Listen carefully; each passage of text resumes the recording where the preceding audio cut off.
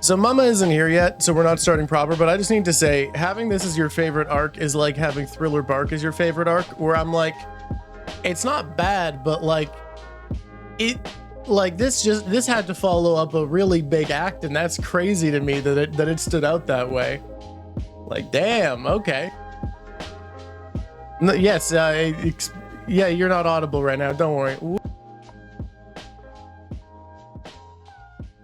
Born ready. That's how we start. What's up, people? Part sneeze, part born ready. That's how we do it.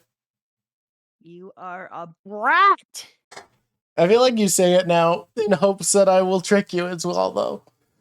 No, I coughed and I thought you would. Hello, Haberfax. I thought you would be like, well, I can't put the cough on.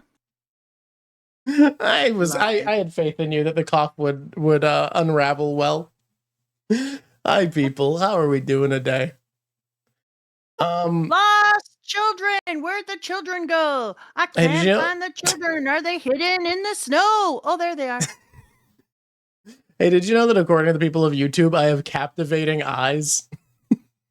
It's just according to one person at YouTube. And I would just like to say, on behalf of that person, thank you for recognizing my work.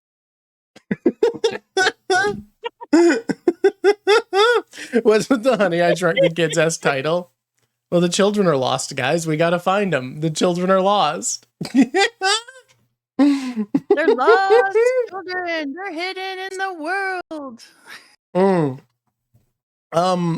We're gonna play the thumbnail face game where people try to make me make a thumbnail face while I do my warm-ups, because turns out putting your face on videos can be helpful. Oh, well, that's not good. I thought I opened clips. It made people realize what captivating eyes you have. That's true. That did happen. And for you, you can be like, thank you, that's kind. And that's not like a rude or braggadocious thing to say because you didn't make yourself. But when I saw that, I was like, yeah, he does. And that's kind of braggadocious because I made you. And so that's me bragging about what I did. But I just want to take a moment to say, yeah. There is actually something I want to talk about immediately. Oh, guys, this is important. Hey, this is for everyone reading along with us. If you've been reading along and actually keeping up and rereading stuff to refresh your memory, I bet you feel fucking silly now, don't you, about the elf shit, huh? I bet you feel real fucking silly about telling us that nothing comes up about Guts being a little elf boy. I bet you feel real fucking dumb, don't you, people who read along with us? You got reminded of Peacalf, just like you got reminded what Skull Knight said about having an affinity for the elves, and you're feeling real fucking dumb right about now, aren't you? Ain't you, bud? All of y'all who read along weekly with us, you're feeling real silly, aren't you? Yeah, I'm gonna agree with that. We both called each other because we both read very late. Yeah, it's been a busy time. I just want to say you all missed it. You all missed it. I had both of my plays. None of you came to see them. Rude. And then it's been a busy ass week. Then I took my kids down to downtown to see another play by Roger and Hammerstein called Cinderella. So we didn't have a lot of time. And then when we were reading it, I called up Drawk, we were talking, and we were like, yeah, so nice of them just to lay out the whole thing about Guts for us, hey? And we were like yeah, baby. Guys, you can, we'll get proper into this because we're still in the little warm-up zone of the stream, but guys, come on, like, you can say, oh, I read it as metaphorical. Okay, but last arc, Skull Knight was like, you'll probably have some affinity for the elves. And then this arc, we're told, hey, did you know that if you're not supposed to survive as a baby and you do survive as a baby because of the intervention of elves, you get pointy ears? I'm just saying, guys, our boy somehow survived as a baby in the womb of a corpse. I don't know if you know this about babies, but they're not supposed to. Got anything to do with it? They're supposed to die. When babies are in a corpse, they're supposed to be dead. That's what's supposed to happen. And our boy, that didn't happen. And we have a story about a baby surviving when it's not supposed to and getting elfified. Exactly. Peacalf is a children's story. He didn't not go around until he fathered 40% of the characters that already existed. No, look, it's not about that. What if it was Puck who saved him? I mean, maybe, but I don't think. Oh wait, Guts also has red eyes? Guts has red eyes for real? For real? It's It's both of their stories. So I was going into analysis and I got into this other person on Reddit who agreed with us. Oh, it's a joke. He doesn't have red eyes. Look, he doesn't need to have red eyes, guys. But he has pointy ears. But the person on the story, because I was like, I'm not sure how people don't see this, because in my opinion, he says some stuff, Mura says some stuff just right out loud, big. And then he's like, but hey, if you're actually paying attention, here's some not so secret shit for you. And I was like, it's pretty out there, guys. And so the person on Reddit agreed with me. So I liked them more, obviously, where they said, I mean, one of the first criteria of liking people more is they agree with me. Of course, yeah. Obviously, is that he said that there's the obvious story of it being Puck's story, and that we're getting to see some of who Puck was and what happened to Puck, that idea. But at the same time, that you're realizing that he was born from somebody who had died, blah, blah, blah. And you look at all his story, how he doesn't fit in, that we're also seeing Guts' story. And that's just, you are supposed to pick up on that. And if you don't, oh, well, the story's still good for you. And if you do, good for you, the story is richer. I'm just doing faces so I have a thumbnail. I'm doing faces so I have a thumbnail. That's all. I need you to agree with me, man. I think you're entirely right, but I want to get into it once we're in the thing proper, because I want to be able to spiral into the rest of this. You know, have to take a moment to agree with me. I just told you. It's got to do my little, I got to do little faces for thumbnail for liking a person. I mean, I do agree with you. I think it's honestly, I think it's more about Guts than Puck. I think Puck is just a little fairy. I think this is about a human being who is between the world of magic and the world of mortals, with nothing left attaching him to reality. That's Guts. Exactly. Like, the story of PCAF doesn't really describe what Puck is, and it perfectly describes who Guts is. Exactly the scenario that Guts is living through. Mm-hmm. He is a human man, touched by magic, strung between the worlds of mortals and the divine, with nothing left attaching him to mortal reality. That's Guts. That's my boy. That's him. That's the guy. But let's not get into all the things, because we have things attaching to that still. So let's make sure you've chosen your face, because I saw a couple of faces. Not sure if I would have chosen those faces. Yeah. Do you want to show them to me again? No. Oh God, no. So no. No. What am I seeing? What is this? What is even going on? Oh, that last smiley one was really good. Oh yeah, we are talking about finding children by murdering them. Yeah, that's the joke in the description. That's the joke in the bottom there. Are you gonna do where are the kids? Can you do where are the kids? 2 arms up in the air, like you're looking for kids? Someone's bringing something else. Rafts, will probably be allowed to say what they've said by Lav if Lav is watching. People are pointing some stuff out. Can we get started? Do we do the proper thing? Okay, we got more warm up. We got more running into it. Well, then I'm going to crack my Pepsi. We have a couple of more warms, and our warm ups have been talking about Berserk, by the way, which is pretty not a warm up. Yeah, you guys can start. I mean, we can. I have more warm up. Lav, I must request that you allow Raft's Revenge to say what they're saying. What'd they say? I don't know what I don't know what you mean. But you're modded. You should be able to have the power. I've modded you. All right, I'm going to allow it. Yeah, but Raft's Revenge, you've been allowed. I've allowed Raft's Revenge. Don't worry, they're legal now. I just don't see where. Well, now I've done it. Oh, well, great. Mod extraordinaire. Well done, Drawk. You're so good at things. I realize that I'm not drawing yet, so it's not that hard to actually reset what I'm doing to figure it out. Yeah, I had that same kind of thought, Rafe. It was like I don't think, but I don't know later. I'm not going to call. That one I wanted to take some time getting into it. But first warming. First warming? So we did our play.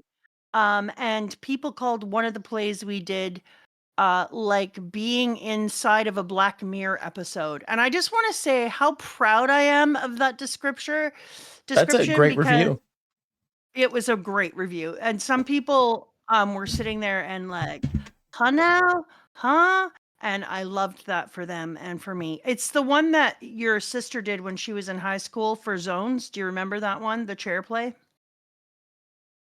Nope. I tried real hard and I didn't. It's a chair play. It's about a chair. Well, yeah. What's it about? Anyways, well, it's actually about chair as a metaphor for economy, wealth, and possession. And it goes all the way through singular people trying to get on a chair, different people, all the way to like 11 chairs in a V formation. Now, here's the problem. Once you start saying 11 chairs in a V formation, it kind of becomes part of your life. You just want to say that a lot everywhere for no reason. And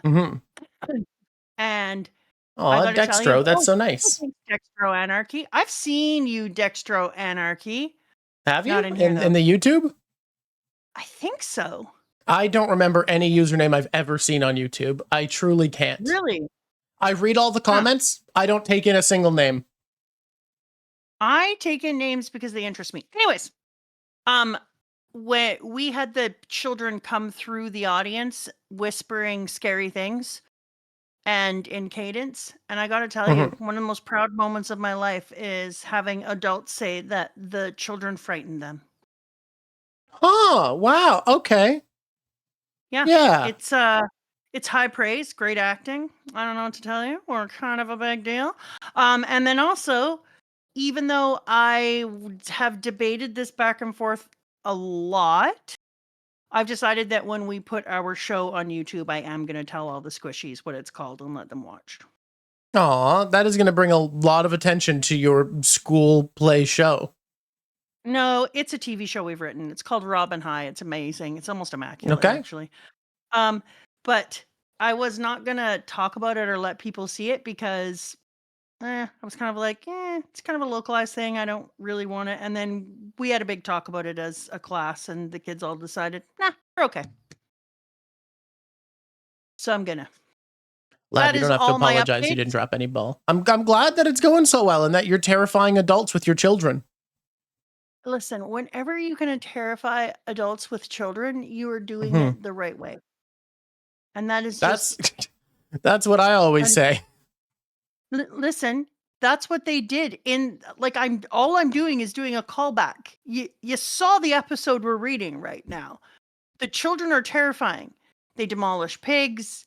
They do adult attacks, which they are out there ruining the world. They disappeared. You can find them though in a really easy way. All you have to do is murder them. If you murder these weird bugs, you find the children. It's that easy. Yeah. All you have to do to find kids is kill bugs. Can we talk about how fucked the demographics of this entire state is going to be by the fact that all of the children from one town wouldn't supply that many, especially considering they're killing each other all the time. All of the children from a huge swath of countryside are gone. Guys, that's bad. Demographic wise, that's not good. As your father says, children are our oil. What? Children are our oil? We're in education, dude. Children are our oil. I guess, yeah, educators are going to have a rough time for a while, huh? That's what... No. There's no teachers left here. What are the teachers teaching? I don't know what to tell you. Elves. Let's get into it. Let's get proper into it, right? No. Okay, I'm going to go back to the last book. I've been buying these books on my, what's it called? Kobo? Kobo. Go. Okay. I gotta switch to. It's been really good, but also I prefer the big black books, and the big black books make me feel cooler. They're so weighty and wicked, and the big black Berserk books are cool as fuck. They're basically it's basically like when Luffy gets his black cape. Okay. It's got that look and feel to it. Can we talk about immediately, right off the bat, I want to get into something, which is how cool it is that I feel like the arc called The Lost Children about lost children is also a coming of age story? I would agree. Wait, do we start on book 14 here? We start on I don't know what book. Chapter 95. I don't know for you what that is. Trust me when I tell you, it is more confusing than words. More than words. There's not like a great translation between what one of us is doing and the other. I just had a realization while I was looking over this to grab reference. A sec. Sniffly today. I just had a revelation. The revelation I've just had is that I think this arc is a Peter Pan. Oh my God, someone said that at the exact same time as me. This is a Peter Pan. Yes. This whole thing right here, this is evil Peter Pan, and it's got me wondering, are we going to get evil fairy tales all over this shit? Well, I was starting to look back on it and thinking like, and that was only right at the end that I was like, have I seen kind of a Hansel and Gretel kind of thing going on earlier on? I was trying to remember. And then Not that I was remember. Like, And then I was like, no, there was something close. And then I thought I should go back through this and look at it as different fairy tales, because this one is so Peter Pan. It's just like in your face. Well, and it makes sense because this story is Nietzschean, and it makes sense that a Nietzschean Peter Pan would be all about how Peter is fucking wrong. You can't do this. You must face reality. You cannot escape. You are a monster for trying to defy aging and the struggles of adulthood. Yeah. Also, it's just they did it in such a terrible way. Like wait, Berserk did something in a terrible way? Can you explain what you mean? I don't think he'd do that to us. I know that you're not used to hearing this about Berserk, but yeah, it's Peter Pan. If Peter Pan was grapey and dark and black and flesh buggy. Yeah. Yeah. That's fair. Yeah, I'm gonna stick with that. I've had a little bit of thinking about it, and yeah, I'm good with that. Mm-hmm. We're in the thing called the Black Swordsman once more is where we start. We've returned to Guts being the legendary Black Swordsman. Can we talk about how, like, no, Fantasy Africa definitely has not been sending people up. If, like, everybody sees a dude who just wears black and has black hair and everyone's like, yeah, unanimously, without disagreement, every single person's gonna call him black. Like Yeah, there can't be black people in fantasy Europe in this world, because it'd be crazy. Yeah. It'd be crazy otherwise for every single group who sees a man that dresses in all black to be like, yeah, we're just gonna call him black, and that's gonna stick. I think what it is weak. I don't like that part. Like, Salat is not black. He is Indian. That's a like, there are some really dark-skinned Indians. I guess we can say Salat, because he's from the pass of this world, wouldn't be the darkest dude. And maybe still, it feels crazy that if there's dark-skinned people that anyone sees ever, that people would see a white guy wearing black and just assume that's black guy. All right, we're going to the part I want to go to now, which is the very beginning. Okay, I think that's a great place to be. What do you think is there? Some chick and her kid are standing on a hill, and you guys are right. I know how linguistics works. And their conversation is mid at best. I'm hoping that's a translation thing, but I was really like, and I was like, I'm really worried about this. I'm not enjoying this. And you just came off a pretty strong arc. That's concerning. And then I saw that flowery ass horse, and I was like, wait a minute, what's that? And then I was like, the Iron Chain Knights. That's a stupid logo. The Holy Iron Chain Knights, please. It's Holy Iron.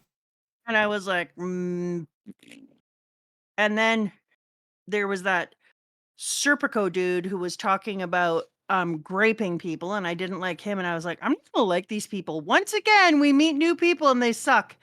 And then we met the knight.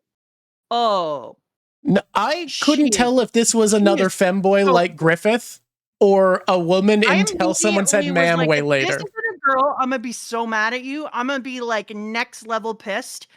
Dude, this chick is so cool. Can we talk about how ahead of her time this bitch is? She's out here rocking the e-girl buns. Oh, she is. She is killing it. We got our e-girl paladin for real. I think she's definitely gonna be like, anti our boy for a while, but our boy, to be honest with you, he does some shit you could be really anti about. Look, he's left a wake of dead children, of dead children's bodies burned badly. You can see that. It's pretty easy to look at what he's left in his wake. Yeah. Like, hey, why are there a bunch of... out loud of my mouth? I said, come on, give him a break. He didn't know they were kids when he started killing them. And then I was like, not to mention, like, they're attacking him and eating people and stealing other children. And then I was like, yeah, but also all she's doing is literally following a trail of dead babies. The trail you were following to follow Mr. Guts Berserk is made of two things. Deceased, or three things, sorry. Let me explain the three things that Guts leaves in his wake, because it's I forgot a very important third thing. Number one, dead bodies. We agree. Yes. Number two, stories of the unreal. Do we agree, right? Yes. Everyone's talking about, there was a bunch of demons here, and they look into it and are like, well, there isn't anymore, so we don't believe you. And number three, traumatized little girls. Yeah, he really does like to traumatize girls every town he goes. Mm. So Not Guts is traumatizing the boys. Guts is like, I can't explain. Explain! So E-Girl Paladin has been walking the countryside as a holy knight after finding her great pilgrimage of a lake of blood that appeared with Griffith's anointment to the god hand, and is like, all right, every town we go, by the way, that's fucking sick as fuck, and the fact there's mutilated monsters in it is crazy. I love it. The lake of blood is incredible. Monsters. I spent some time blowing up the pages. That's one of the good things about having a Kobo, is that I can blow up the pages. Yeah, that's crazy. And then I found things that look like our crew in it, like little bits and pieces. Okay, so that was where the Hell Tornado. That's where Hell Tornado was. Yeah. Love it all. Like, So E-Girl Paladin has been wandering the countryside after finding a prophesized lake, seeing the remnants of piles of bodies, stories of otherworldly beings, and traumatized little girls, going, okay, well, this is all associated with one guy. And then to add insult to injury, the dead bodies start to be children. Yeah, out of nowhere, she finds a barn full of smushed children. Why is he only killing children now? Why is he graduated to being worse? How is this happening? Of E-Girl Paladin's crew, I love... Guys, it is a great trio of characters to have, like, the dedicated leader who's very serious at their job, the overcommitted, super zealous, righteous, gruff-looking, brutish-looking guy, and the smarmy, handsome asshole. What a great trio. That's it. The way they play off each other is perfect. I don't like Serpico. He sucks, but also, I don't think them as a trio works as well without him. I hate him. Yeah, you're welcome to, but I think he's an essential part of the chemistry here, you know? Paladin, Berserker, Jedi. No. Not all paladins are e-girls. This paladin's an e-girl. Look at her e-girl buns and her e-girl lipstick. She got e-girl vibe. And you know what? She's also wearing that under chin lift, so she doesn't have to worry about sagging. Dude, she is e-girled out of her mind.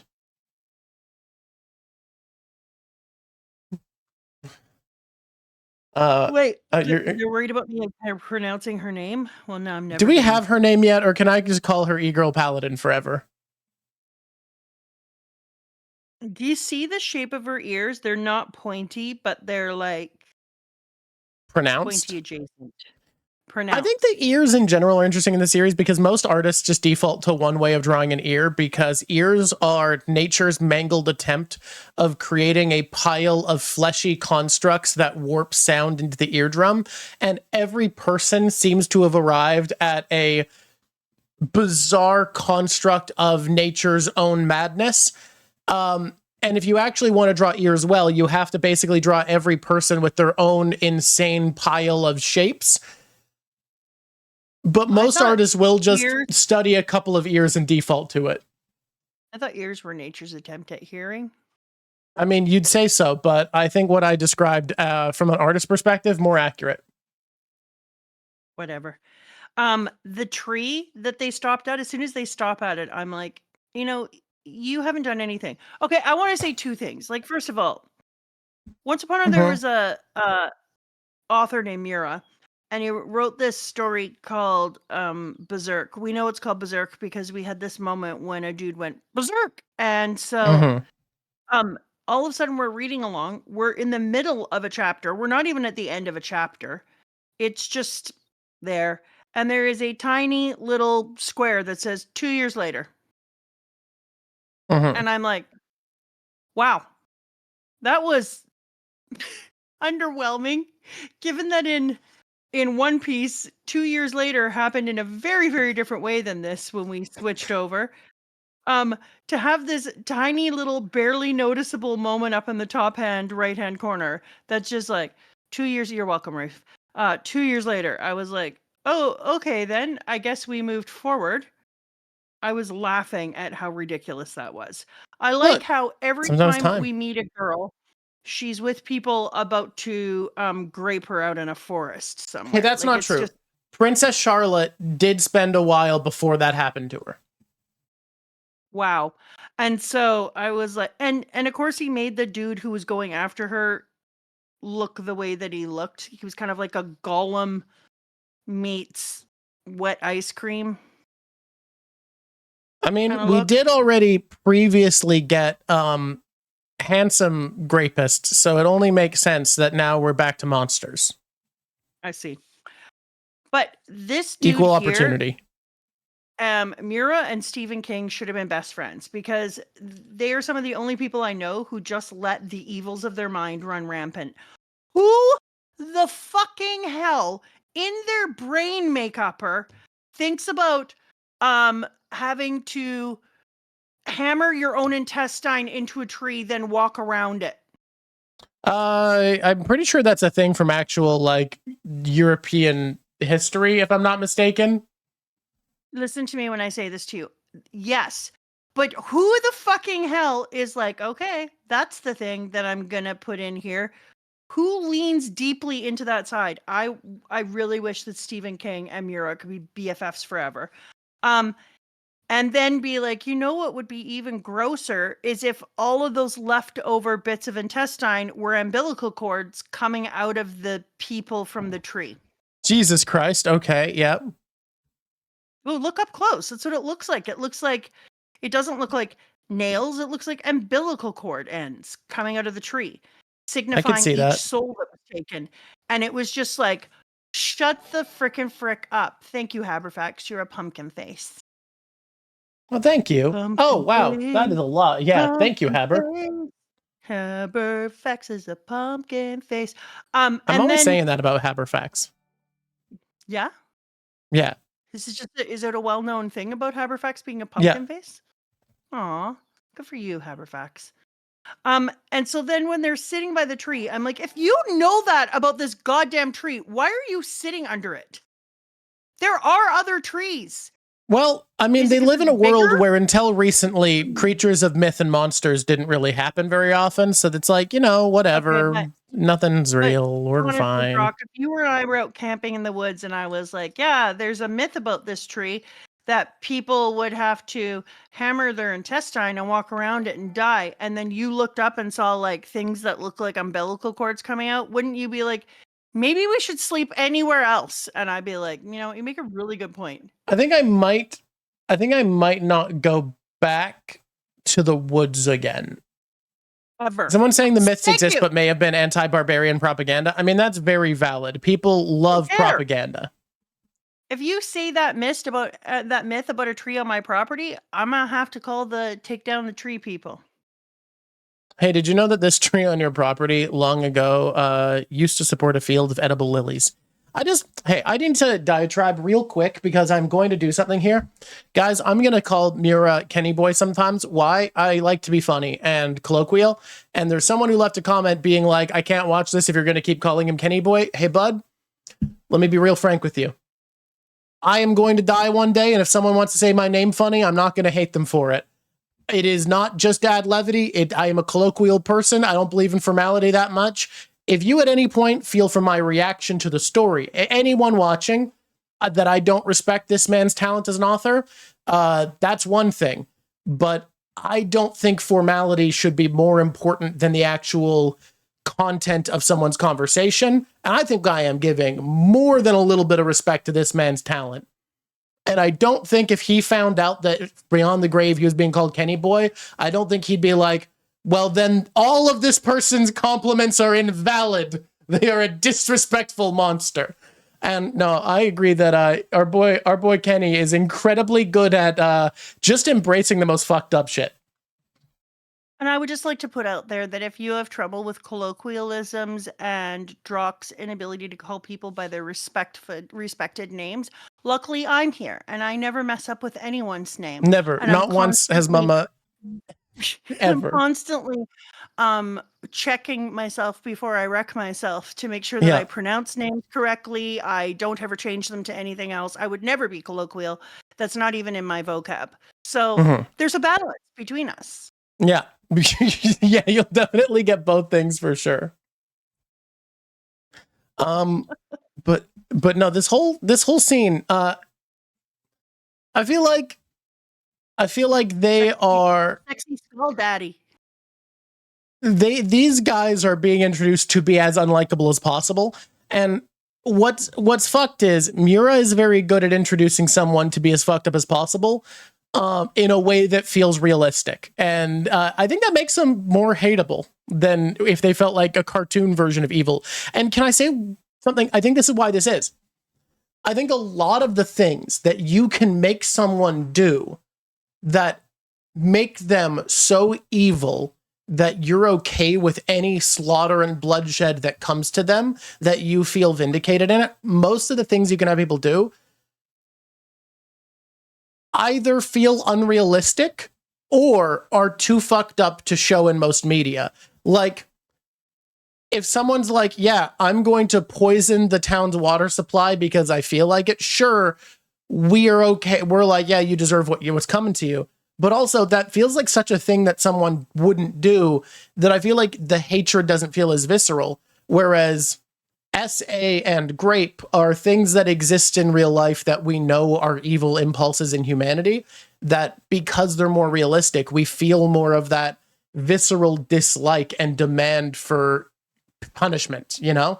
Well, there's also a thing that they talk about all the time, that if you're trying to get people to help feed children who are starving, or help people who are in war, to leave war-torn areas and find safety, that you actually have to find individual stories and individual people to pull on heartstrings. So if you're doing something like poisoning a town, it's too big for people to grab onto, so they're able to create it as a lump sum in their head of a loss in checks and balances. It's only when a person becomes personal to you that you apparently care enough to do what you can to help them. That's just a psychological thing, because we rule as a species. Species ruling.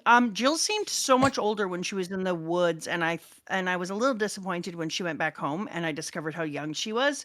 I was like, I would have liked it more, and I think it would have helped us to hate these people more if you had shown her as young as she actually was. Because when she got back home, she seemed so small and so vulnerable and young.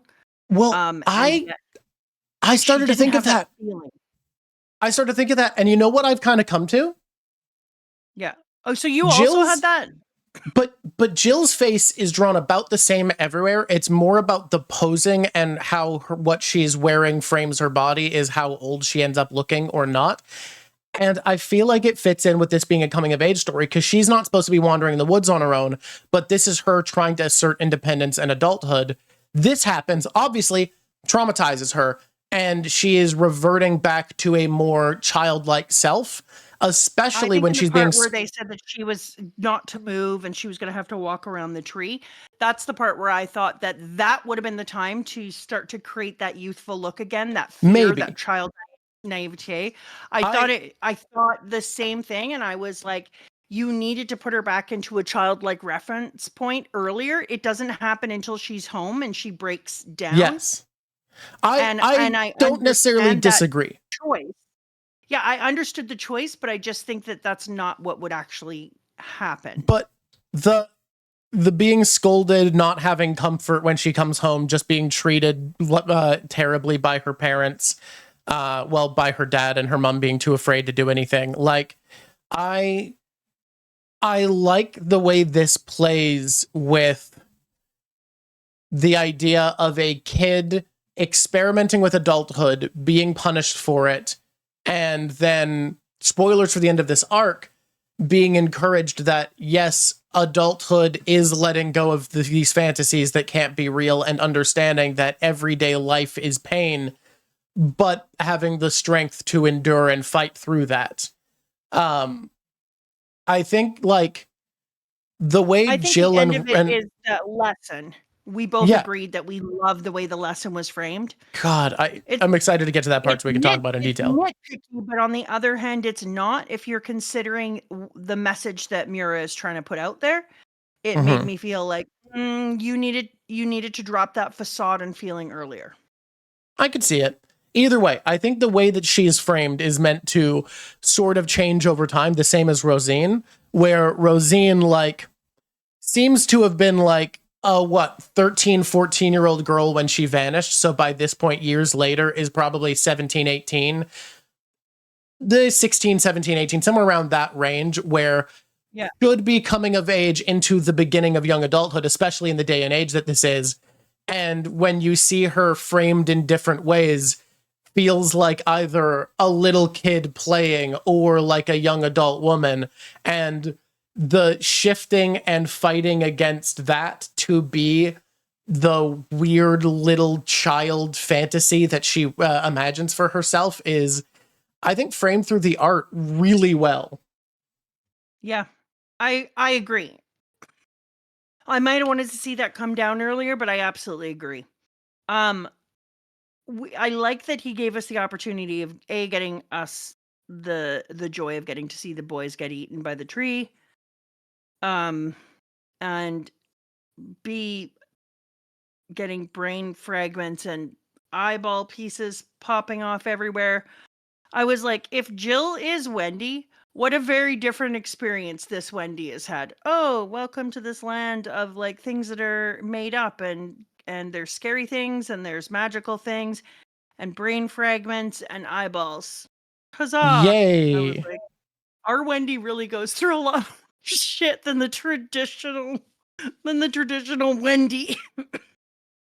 I also felt like Guts moves so quickly within this framing that it makes me wonder, like, where does this extra strength come off? When they show the movement of him bouncing off tree to tree and pushing himself, he has a very different speed to him than everybody else.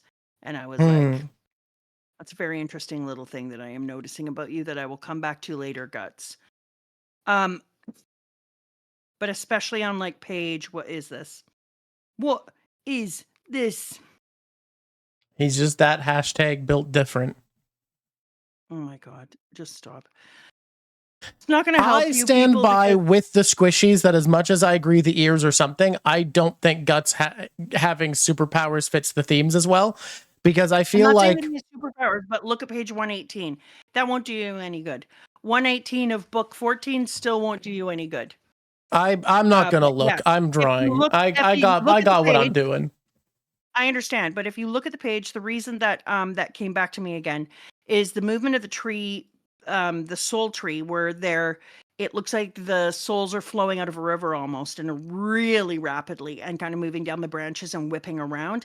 And Guts is moving at least as fast as them, according to the way that he's drawn the characters and the way that he is bouncing off the tree and using the world around him, that the tree looks like it's actually moving slower than him, which wouldn't be logical given the way that he's drawn it to be so fluid. So Also, when he's spinning in a circle and the cape is moving, that's regular movement. So I know how fast that is in comparison to his movements. So there's something there for me. I'm going to get out of that spot because I hate it. Except to say this, before we move out and I get water and you do a little dance for the people in the world. Sure. That'll happen. It's just a small one. It's just a small dance. There was nothing for me more cool than we were out here with Guts and I was like, oh, fuck, we're back to him just walking around without any. I already know about power scaling. Rafe, come on. How long have I been doing this? I'm a manga expert now. And so Guts is out here all by himself and blah, traveling through the world. And then I was like, oh my God, it's Puck. Oh, thank God for the levity. Puck is back. Puck is here. All is well. Puck is here. I was so overly joyous when Puck just shoots out of nowhere and goes. They always howl good and loud when they get one of these. And I was like, oh, it's Puck. I can't believe people didn't see Puck for the first time until now, because that's what I just realized, Drawk. As I was looking at this, they saw a couple of tiny Puck moments. We had the moment that Puck was inside of the wagon and comes out. Just little tiny Puck moments. But if the anime didn't go this far. No, the anime stops here. The anime doesn't go beyond the... You never get a Puck? You never get a Puck. Puck isn't real. Puck is a made-up part of a fictional book called Berserk that nobody's read. And for the diehard anime-only elites, there is no little fairy boy, and it's just a story about what a sad betrayal there is out of nowhere that we could have never seen coming. And then just ends? Oh, and then so 2 out of 3 don't make it this far, and the third skips this part. Incredible. I'm sorry. What? Guys, someone asked my opinion of, after we've read this, if this could be an anime. And from what I understand about how animation works, here's my take on if you wanted to make a proper Berserk anime. So much of the charm of what we get comes from the art, and you would need one of two things. You would either need a willingness to depart entirely from the Berserk art style and find your own unique art style that is easier to animate, or you would need an incredibly comprehensive treatment program, what would now be called AI, but they've existed for a lot longer than this, that is capable of translating a rubric that the animators can make into the shading style of Berserk. I think if you tried to lovingly do this by hand, you would spend millions of dollars on a studio of obscene size to animate like a few episodes, and this story is too long for that. I think if a company could invest in a render program, like if you look at the later seasons of Attack on Titan, where they switch studios, all of a sudden the CG looks incredible. And the reason for that is because they had a really good render program that went over the CGI models and made them look like the manga. And then artists would come back over and correct that. No. Unadaptable doesn't exist yet, Cruel Brother. There is no such thing as unadaptable. I think the two ways you would do it are either an incredibly advanced piece of software that artists then go back over and correct, because if you try to do it the way you did Uzumaki, it's going to end up looking like shit, the way later Uzumaki did. Or you would need to entirely depart from this art style and do something entirely your own and unique. I genuinely think that live action would suit this, if only because it would separate expectations. People would no longer expect it to look the same, and because of that, they'd have the freedom to actually embrace making it their own. But there's no such thing as unadaptable. It's just adaptation isn't a matter of direct translation. Adaptation is a matter of taking the spirit of something. And you could tell the spirit of the story of Berserk really well in lots of media. You would just need to give up on recreating this art style unless a software team did a really good job on a treatment program. I can't believe how long you talked about that. I was out of the room getting water. Adaptation is a thing I have a passion for. I took a class about it in university. It was one of my favorites. I get water, and not only did I water a plant or two, I also then went and got myself some Welch's fruit yogurt things. came back in, and you were still talking. I wandered around a little bit.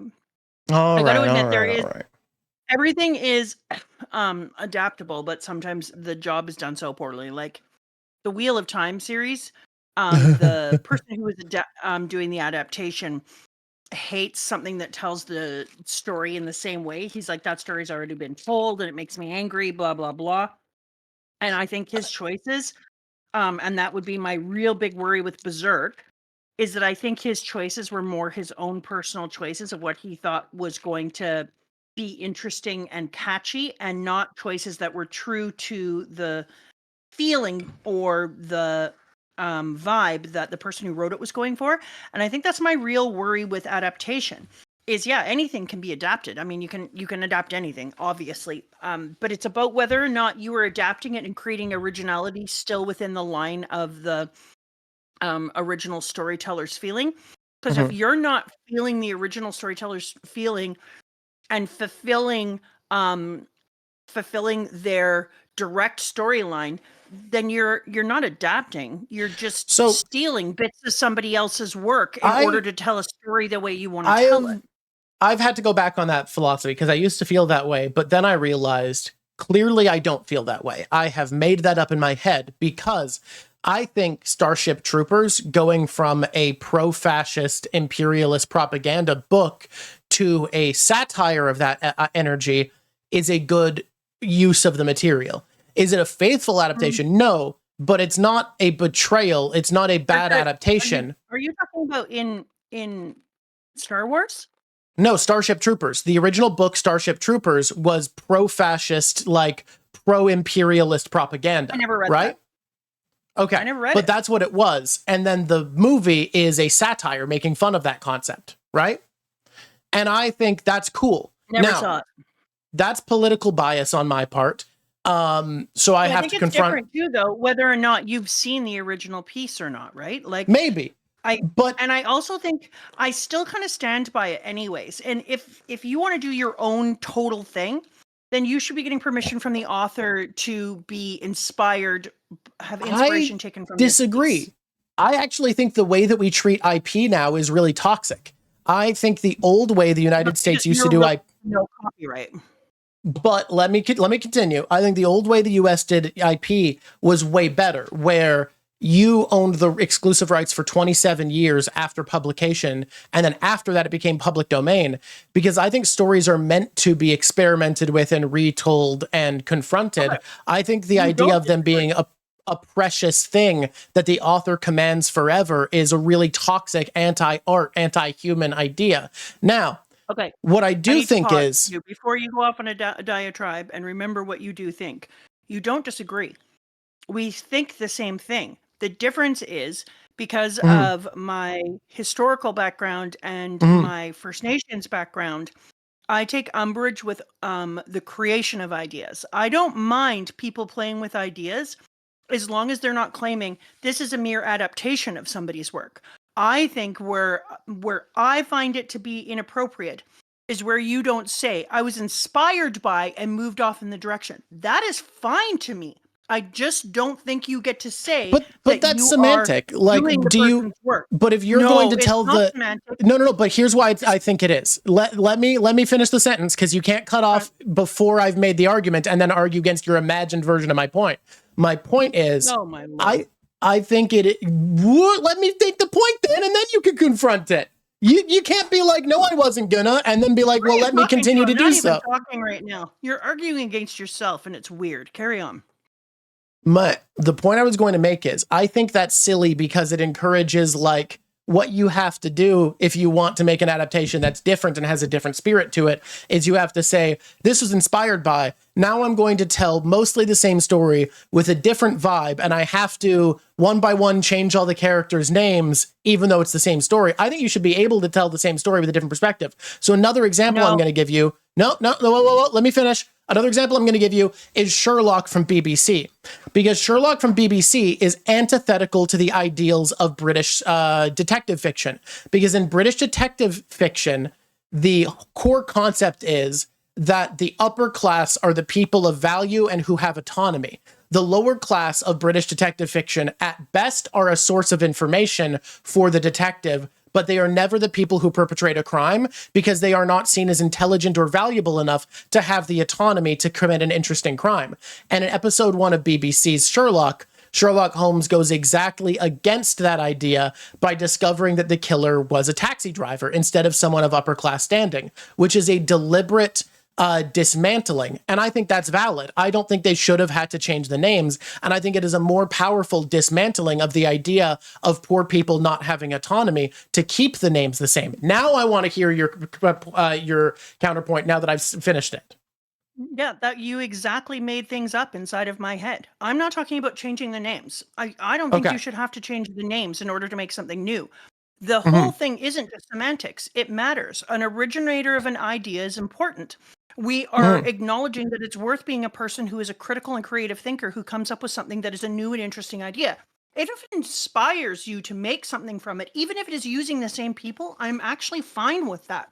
What I am not fine with is you pretending that it is the original creator's vision for this piece and saying that I do agree with an adaptation. And so I think that if you're going to do it, and that's why I said, no, we absolutely do agree. You just don't understand where I'm coming from. I just say, if you want to keep all the same people and do all the same things, but have a different vibe, then you need to say, this isn't an adaptation. I was deeply inspired by it. And so when I looked at their piece, this is what I saw, like, especially with the people with the Wheel of Time, when I was watching that, he created a marriage that never existed. He created characters that never happened. He took out cities that used to be there. He went off in so many different ways. I'm okay with it too. If as a watcher, I know that you took inspiration by something and then saw your own vision for these characters, I'm cool with that. What I'm not cool with is trying to pretend that it's the original creator's vision. I mean, I think the issue is it does become semantic because, like, it's not. It's a deeply indigenous thing. Here's why I think it becomes semantic. Because do you think that those statements are inherent to the word adaptation? Like, are you inherently saying I am acting on the creator's vision when you say this is an adaptation? Like, is that an inherent quality? Here's what I would say what the difference is. Instead of thinking about it in that inherent quality, I would say the difference is if you look at the live action of One Piece, it helps that Oda's alive, right? But if you look at the live action of One Piece, these are people who are trying to stay in line with Oda's vision, even when they take out characters and do things that are different. You know that it is done within the I don't want to say vibe isn't a vibe check, but also, it is. The vibe of Oda. Someone's right. A cabbie did kill someone in the original. It's just an interesting first story, but it looks like it's the only Sherlock story where a poor person's the perpetrator. I'm just reading up on it right now at the same time, and I was wrong, so I'm going to take that back. Copyright law, by the way. Yes. Sherlock has been around long enough that you can do whatever the show you want with him. I mean, barely, because copyright didn't move for 100 years because they kept extending it because Disney owned everything for a while. Because it knew what it was doing and it wanted to make money. But I honestly think that for me, all it is about giving, like, if you were to take the world of Dune and make your own people and use that people and have it tell a different story, then it's inspired by blah, blah, blah. But if you look at the adaptation that was done for Netflix on One Piece, it's done within the same world. It's meant to tell the same story. We could get to the same ending, and the same ending would be necessary in order to tell the story correctly. If you're doing an adaptation where a different ending could happen for your characters, then it's not actually the original storyteller's intent. And therefore, that's a different type of adaptation. And so for me, I want somebody who is saying, I'm inspired by, not I am adapting, I'm inspired by. And I think sometimes semantics aren't just there because to be nitpicky. Sometimes they're there as a way of creating a living record or a longer than living record of the things that people added to society. And that matters. One of the reasons that artists create is that idea that their work lives on after they're gone. And I think it's fair that it should. And so if people keep using it, your work is going to live on even longer because people keep using it. But just say there is original source material that looks nothing like this, and this is inspired, not adapted. But that is semantic. If your only argument is they have to, but what you've come to is saying they just have to use a different word, which means it's inherently semantic. No, for me, using a different word doesn't always make it just semantic in that well, I will argue over semantics, first of all. And the reason that I will argue over semantics, I will. Like, if you look over the past, I can't argue that I'll argue about semantics. And the reason that I think that sometimes semantics are important is because they articulate a particular idea. And I think that articulating the idea that you are not intending to go in the author's vision, you are going in your own vision, is a very big difference. It is the difference between adopting and being a parent, and you are the parent and you are the creator, and that is your creation. It didn't come from your person, it's your creation. But it's different. If you say, I adopted a child, I know that the beginning of your experience came with a different set of difficulties and problems than it did if you had the child. It's semantics, but it's semantics that tells a different story. I think it still sounds like what you were saying is you just can't use the word adaptation, which to me still feels wrong, because adaptation isn't a word that says inherently you are carrying on the values of the original. And I think it's fine to pursue something that is using the material in a different route, which we agree on. So I think we got to move on, because it really just is, we have different definitions of the word adaptation. I feel like, in my opinion, adaptation inherently means it is different. You can't just tell me that semantics don't matter. Tell me that I'm only doing this in a semantic way. No. I'm not saying semantics don't matter. I'm just saying I think that's where the disagreement is. That's all I was saying. Okay. But for me, it's about precision and the intent versus the impact. And if that didn't matter, we wouldn't have law. That's why we have law. That's why we have judging. That's why we have an entire system built upon that. It's precision. And so sometimes semantics matter, and it can be a manipulation versus framing. So all I'm doing is creating clarity so that you can have logic and clarity to analyze it. And that means something to me. Language means something to me. And I think that in this case, it absolutely means something. And so when you look at how people have chosen to take out big swaths of this, it didn't hit the intent that Mira intended it to. You took out the whole part with Puck. You took out the part that frames that Griffith was already bad. You went into a story without knowing that. I'm sorry, that wasn't the original intent. You were supposed to go in knowing that he was going to be a piece of shit, so you could see the way that the story framed that and how it happened. And so when you don't get that as a reader of Berserk, it may be semantics to say that they adapted it in a way that they felt like they were articulating his vision. But if you just chuck out sections of it and rewrite it to fit a narrative that's more digestible for a general population, it's no longer the true story. It isn't an adaptation anymore. It just isn't. And those semantics may not matter to anyone, but that's why there's a court of law. Those semantics count. And for me, as a reader of Berserk, I think they did a massive disservice. In my opinion, having taken a course specifically on adaptation can never be one-to-one when media is switched. There are sacrifices that need to be made, whether it's for what you're legally allowed to show in different media or for different publications, or just for what is practical to show. But the thing that generally matters to most people is at least maintaining the spirit of it, or finding some spirit in the original that you see is there and accessing that. I feel like that's adaptation, I think that's where I think you should have to use the word inspiration. Something that you saw was there. The minute that you change it over to the idea that it's something that you saw was there, it's already through your perspective. You're no longer trying to wear the skin of the author. But all media analysis is about what you see is there. That's what all media analysis is. It's about, but not all media analysis, like we're doing it as readers. But not all media analysis is allowed to take the original intent of the author and then just go in a new direction and call it fact. Like we say fact all the time, but we're tongue-in-cheeking. Whereas not all media analysis can actually rewrite it and usurp the original intent of the piece. Whereas if you do an adaptation, sometimes it does. Like, for instance, she'll take your money. Near need. Oh, she's a trifling friend indeed, because she's a gold digger. That was originally actually a story by Stevie Wonder that was talking about how she was so good to you and she gave you money when you're in need.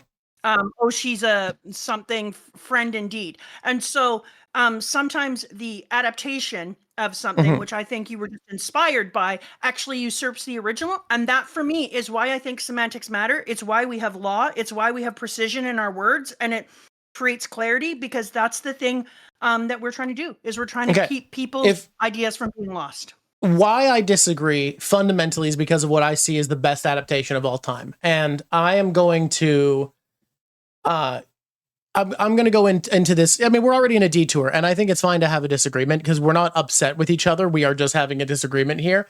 I think the best adaptation, I want everyone to know we're not angry. This is not, none of this is anger.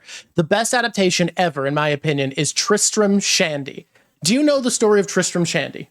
I've talked about this on stream, I don't think with you. Okay, Tristram Shandy was an infamous story that came about as kind of proto-postmodernism, okay? Yeah. Tristram Shandy was a story that was meant to be a satirical parody of all of the lords in England making biographies at the time, because it was becoming common for English lords to write biographies about how great they were that were just kind of self-serving, doddering tales.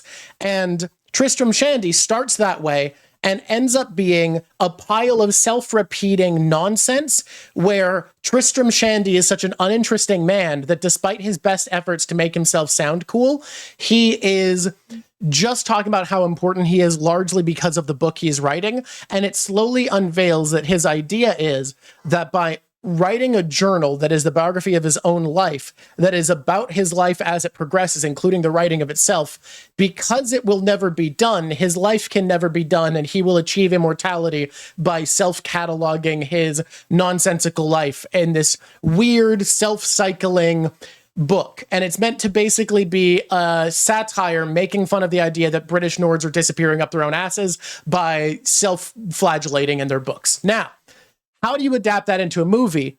It's actually brilliant because they realize, well, the point of this is that it's about ego and it's about making something important by saying it's important.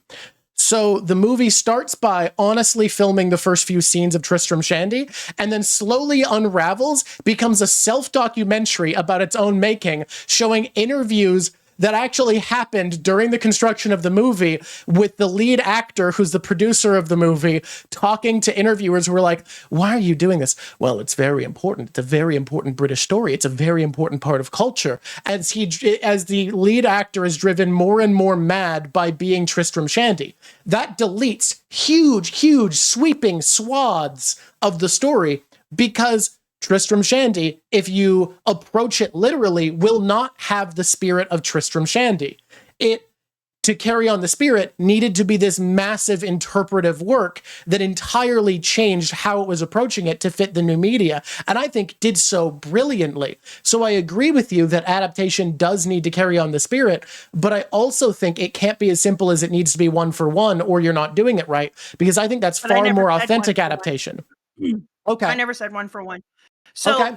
I just think that's an important distinction. In the way that you do Tristram Shandy, because they're doing a behind the scenes look, it actually does create the spirit of the thing. We see why the spirit of the thing was missed. And so it is in that even though it is that would be an inspired, not an adapted, and it shows the problem with that. I think that is adapted though.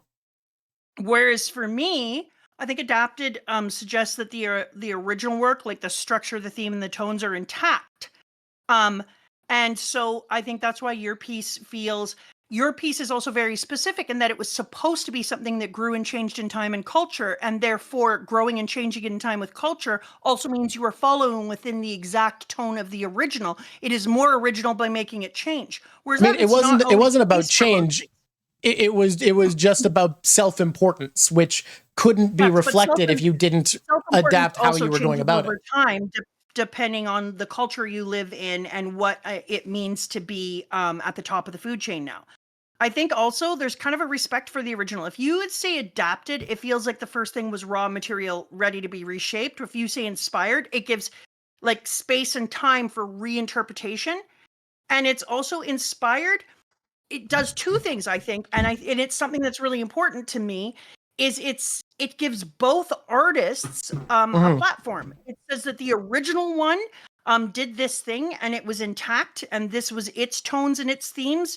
And then this person came up with something that was completely different. It was inspired by it. It might have all the same characters, but was done a completely different tone and theme, and it wasn't meant to follow the same structure. So I think the word for me, adapted, suggests that it's not radically altered, and the word inspired says alter it in any way you want. The reason I disagree is, to me, I think the connotation of inspired isn't what you're saying it is. I think inspired would suggest that it's entirely changed, that it was a starting point for something entirely new, whereas adapted to me... I think it can be. I think the difference is that it can be, but for me, it isn't necessarily. If I also think adaptation requires alteration regardless. We agree with that, but I think none of the core structures.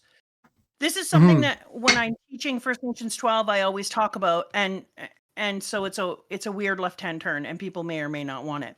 Zoom ahead or tone out your ears if you don't.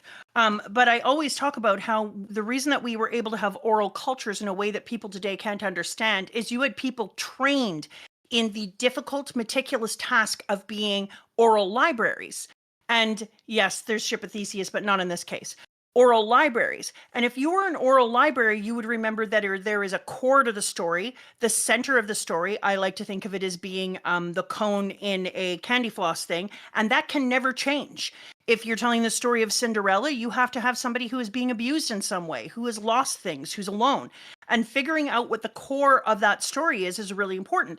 And then there's the fluff, the candy floss, and that changes with every storyteller. But it does mean that over thousands of years of people telling the same stories, that the core is never lost and the singular center structure stays there.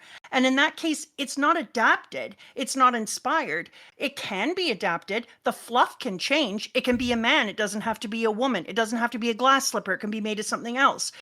All that doesn't matter. But the core never changes. And for me, that's an adaptation. For me, if you change any of the core and you say, they no longer have to be being abused, blah, blah, blah, that's fine. But it's no longer the original intent of the story, and therefore it's inspired by. But I think you don't know the original intent of the story necessarily. Like, I think unless... You do in the way that you can pull a story apart and say, if you change these elements of the story, you've changed the original story structure. That is just a fact. You can find the parts of a story that the original story structure, that if you change them, it changes the direction of the actual story structure. Maybe, but I think things just can't be black and white enough for that. The reason I like it, definition. First Nations people did it. They had a core that they never changed. It always stayed. But people who would memorize wouldn't mess with those. But allow me. That's because it was made and then understood and taught with the understanding of what the core is. I think if you don't specifically talk to an author about what the core of a story is, you can't know for sure. You can't know what is the necessary core. And that's why the idea of a definition that keeps some things out of being called an adaptation feels like it can't work to me, because we'll end up disagreeing on whether or not it was an adaptation because of what was the core, what counts as enough changes. Whereas I think a better definition, and one that feels more fitting of how we use the word, and I always look for definitions that fit how it's used, is just, does it carry on a meaningful telling of what the story was trying to tell? And then if everything is ranked at, if that's the goal of an adaptation, I think the definition should just be adapting, making what changes are needed to tell a story of the same characters and broad points of action in a new media. Then the debate can become whether or not something's a good adaptation. And I think that's a more reasonable discussion to end up with than whether or not something is an adaptation. I think if we keep But I think we should have this conversation, because I think we both have a lot to say on it, but we're moving away from, like, we're an hour and 18 minutes. I just want to finish this sentence, which is, I think that if we assume that the word adaptation only applies to when it's done well, I think we end up with a less productive discussion than if we have a broader range of the word adaptation and we just discuss then whether or not we think a good job was done. And I would say there's so much semantic ambiguity in there. Because for me, I think adapted there's less. implies loyalty. But you have semantic ambiguity in there because you were like, if it has a good interpretation, well, what is good? Well, that's more. I'm saying that, no, I'm not. I'm just saying I don't think whether it's good or not should count towards whether it's an adaptation or not, which is less semantic, which is less ambiguity. I think. But the reason it doesn't have more is because it's just a big umbrella, and then the debate can be what's a good adaptation. I think yours has the same conversation, but barring the word adaptation. But for me, I feel that adapted implies loyalty to the source, where inspired, it kind of honestly reflects creative reinterpretation. And that is my I would like to run a poll about this somewhere, but I do think if you ask most people, not right now. Yes, I want to run this with people who haven't listened to this, but I want to run a poll because my leaning is, and I always lean, my philosophy of language I've said is that words should be defined as they're used. I believe that inspired, people assume that it's no longer the same story. It will no longer have the same story beats or character names.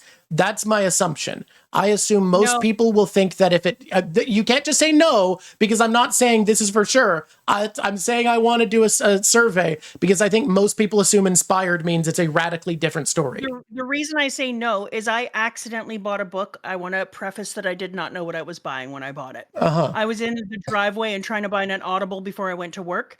And I got a piece that said it was inspired by something, and I didn't pay attention, and I would just looked at the plot and I was like, that's cute, it's unobtrusive, meh, I'll buy it. It turns out that it's all the same character names, the same character traits as all of the people in the show The Golden Girls, and it is a plot that never happened in The Golden Girls, retelling something from the point of view of the characters just as they were. But then when you looked back on the thing, it said inspired by. And so I was like, oh, I did not pay attention to what it had been inspired by. But it took its own liberties and it took it in its own direction. And the fact is literally, it could have been not one, but 2 or 3 episodes. I also stopped listening. It wasn't my jam. Of The Golden Girls. It could have been 1 or 2 or 3 new episodes of The Golden Girls if it wanted to. I think it fell right within it. I would have even given it the word I wouldn't even give it the word adapted, but this person wrote a book. They actually wrote a few, it turns out, and people really enjoy them. And it just says inspired by. All right. Look, I'll find a way to have a survey somewhere and see. But my leaning is that for at least my philosophy of language, I think that inspired by is the wrong word. But we should move on. We should have this debate later, though. Like, let's be so for real right now. This is somebody said that this is, this conversation is very culturally relevant in modern times. I think these are the types of conversations that are worth having. It's also worth having them with each other and learning, showing people what it looks like to have thoughtful disagreements. And to learn to see people's points in different ways. Because one of the things that I think is best about our relationship is the ability to be like, I like how you said this, and I see that. Here's what I see. The thing that I think regardless makes Wheel of Time a bad adaptation is that the showrunner said that they like doing adaptations because they like pissing off the original fans. And I think that immediately says, I think they are adaptations. I just think they're bad adaptations because the goal was specifically to change it in such a way that fans would dislike it. And that feels like, I do think to do a good adaptation, you need to have respect for the story and why people enjoy it, whether or not your intent is to make it enjoyed for the same reason. That needs to be respected. There's a reason that this is something that people care about being made, and that should be considered. Yeah, and exactly why are they adapting it?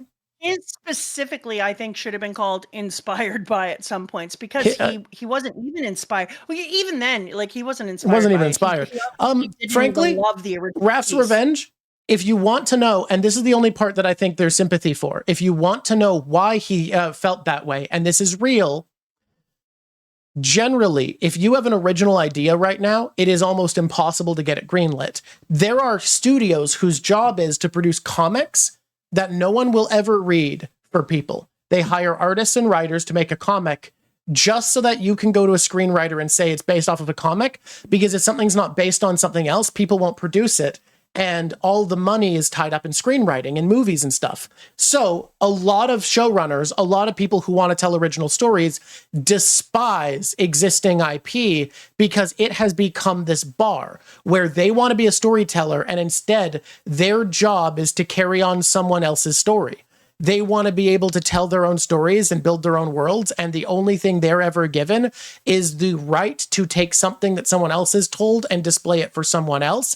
And that has created a hatred of original IP in a lot of people because it is what they don't get to do. It is what they wanted in their career and what they don't have.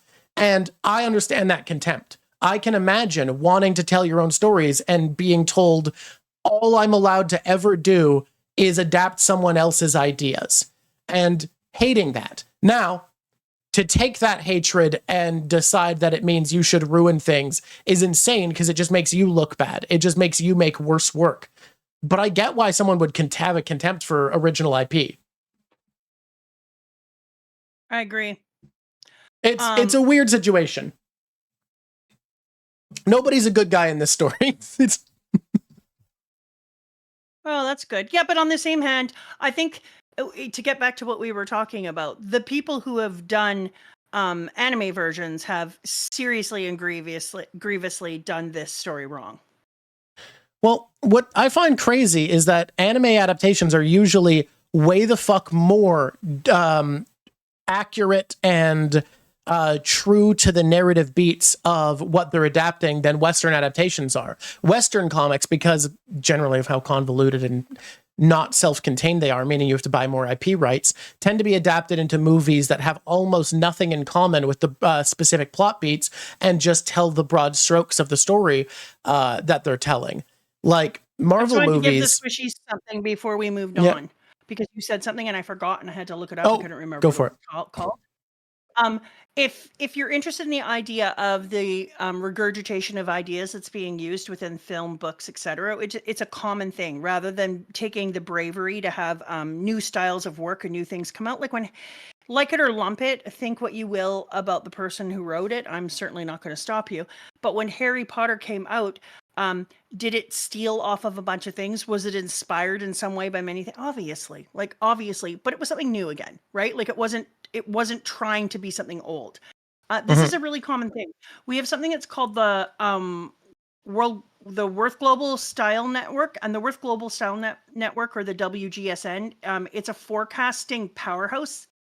It's used to predict what colors, but I'm going to use the word predict lightly since it just decides what colors, patterns, textures, materials. So, for a while, everything was made out of glass and everyone wanted mirror things and reflection. And then for a while, everybody was into everything should be gold, gold doorknobs, gold appliances or whatever. And it got moods, consumer materials. Sometimes we really want textured things on our couches. Sometimes things like 1930s come back. That is all decided by the WGSN, and then every designer, every fashion house, all the tech developers and interior people, everyone, even wellness brands, food, everyone goes through them. You have to buy a subscription to them, and then they say, this is what's going to be hot, this is what we're going to promote, this is what the whole world's going to want, and if you're not doing this, you're not on trend. And so you have a bunch of designers now who are intentionally trying to work against these people, including the person who originally came up with this powerhouse, is saying they will never use it, and they are trying to do things that are original. And then it becomes really hard because all the fabrics that are being made in this branding. And if you want to do something that is different, and every fabric company is using this pattern and this thing, it's half the price to get fabrics that are already being made and materials and colors that are already being used. I think the world has become very generic in that way. We're seeing something really interesting right now. This is so off topic. We spent like an hour on this, but I'm actually fine with it because I like these difficult conversations. I think we're seeing a lot of that right now in the world of people hating how controlled and corporatized things are becoming, because the original founders of Tesla now pissed off at what their brand has become and the fact that they got sued for Elon to call himself the founder, have started a new electric car company called Slate. And if you look into it, I don't know if with how capitalism is right now, it'll survive this way, but their goal is to make basically electric cars with high quality, but to make them the way that Chinese companies currently are, where their baseline truck comes out of the box with nothing, no special features, just a truck that drives and is electric. And then all of the extra features you have to pay extra for, it's built on analog knobs. But on top of that, it uses standard sizes for its screws, standard tools for everything. And they're uploading a pile of tutorials to YouTube on how to repair it yourself. And they're making it open source to make third-party parts for it so that you can upgrade it on your own. And they have to compete with third-party producers for all of their parts. And I think that if things like this can succeed, I think if there is a politician who can succeed in any major country, by major country, I mean ones with economic power in the world. So let's say France, Germany, Brazil, China, the United States. If any politician can make enough of a waves to promote this kind of business, like what Mama Drawk is talking about, or what Slate is working on right now, we could see a golden age coming in the near future. By near future, I mean like a decade from now, where a lot of companies who are trying to change things from how they've been could be good. Can we please get back to Berserk? I think we can now. This has been a lot. I was going to say it's hopeful, but you should go and look up 1950s and 60s refrigerators, just refrigerators and kitchen appliances, to see what innovation and an allowance of being creative and creating new ideas does and what has been lost to us. Okay. You say it would never happen in the US, but it happened before. It was called the New Deal and it was awesome. Anyways. Oh. Okay, here we go. When Puck came back, I was like so excited for us and laughing at all the people who had just been anime. And I was like, oh my God, we get Puck back. Thank God. Because when Puck wasn't here, can I just say the world was a bleaker, less happy moments place inside of Berserk? Like, I mean, you can say that, but Guts had friends for a while. Oh my God. Friends that were devastated and turned into a lake of blood. Well, they are a lake of blood now, but they were friends. Okay. I love splitting hairs. And now that Puck is back, I feel like we just have a little bit of that levity in there. Like every once in a while when things get to be too much, Puck is like, hey, I'm Puck, Berserk. And then we can be like, oh, thank God it's Puck. Don't talk about the tickle. Okay, let's move forward. I hate Jill's dad. And Jill's dad is bad. I spent some time thinking about it. He's still in the top 5 of dads in Berserk. The bar is low, baby.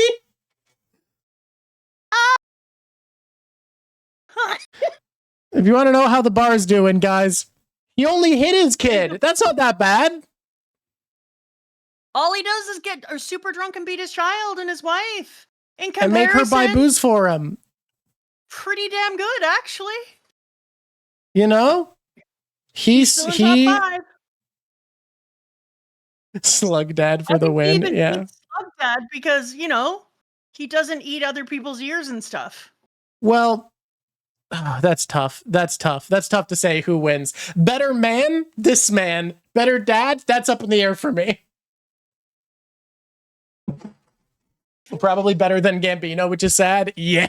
I think that this man would actually hear what Gambino did with selling Guts out and be like, that's probably a bit far. I don't think I would. Oh God. That's a hard call. Here's my moment then I was like, oh my God, thank you, Puck, for being back. You gotta show me some respect, slap his wife, pick crap up, hit his daughter. And then all of a sudden, Puck and his silly little face are hanging outside of his little bag, and it is his bag. I don't care what Guts says. Guts wrong. That's Puck's bag. My fucking satchel. No, it's not. And he goes, bloody needle, and he's hanging over like a little naked drunk dude. And all of a sudden, he flicks the bloody needle thing at somebody, and he does it in such a cute little quirky way that you're like, yay! And then he like spins his little stick in the air, like victory is mine. And I'm like, oh. Thank God for... Puck is back, baby. Puck is back. Watch your back, bitches. Things are about to get joyful. You know what? Where are those kids? Where which kids? Where do we find them? Are they missing? There's no kids in this village. We should find them. This village is really bereft of children. Where are those kids hey, at? A bunch of bugs just showed up. Oh, you know what's a problem?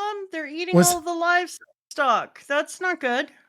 When I see these like little children bugs fly into and immediately explode people, like, I get that Guts is strong, but the fact that he can be like, yeah, my plan is to get hit with a bunch of kids and then run into the fire later. Why does working out make your skull stronger? Yeah, that was kind of like a different level of kamikaze where he just assumed that all of his hard work has really made his like head thicker. Yeah, and it has somehow, but working out really hard has made his skull less explodable. He's like Zorro. I'm gonna have to work out really hard so even my nose can cut you. Like, no. I was immediately like, what are these little fucking children flies gonna do? And then they started exploding people. And I was like, well, never mind. Joke's on me. You know what I'm enjoying, though, is that they're now showing the back of his neck when the tattoo first starts bleeding and he knows something's about to happen. Just before it bleeds, when it's only just like pinprick bleeding, and then he's like, oh, we got something going up. We're about to have real problems. I don't know about you, but when he was fighting the bugs, I was like, what are you going to do with a sword? Turn it sideways and use it like, and then he did that. And I was like, oh, okay. Yeah. You are going to turn it sideways and use it like a fly swatter. Okay. Rad, I guess. Same thing. I was like, well, it's long and I guess it's like a frying pan, but long. I like to think of it every once in a while as being a really, really long, wide, flat cast iron frying pan. Do you think he's ever used it to fry meat? Like he just turns it over a fire and gets cooking? It would be upsetting if he didn't. Really? Like you could put a whole damn log on and then just stick it on top and be like, I'm a cook a whole demon on here. Sorry, I'm gonna cook a whole demon on here. I think demons probably taste bad. You don't know for sure though. They probably just taste like chicken. I don't know if you've heard this. Almost everything does. Have you thought about the demons used to be people? I try not to when I'm eating a demon. No. Oh, you want to know what's so strange and an interesting thing that I'm wondering if is going to come back to us because, you know, he makes such thoughtful, precise choices. We see the dog, Marmaduke, getting eaten, and I didn't realize at first that he was being eaten by those little bastards taking big chunks out of his face, and he kind of looked like the Bellahat. The Behelit? The Behelit? The Behelit? I think that was just a dog dying, but I think you're right about that it did look like that. So, you know what? Maybe. I'm going to call it the Bay from now on. Okay. Kenny Boy in the Bay. The Bay, and that is what it is.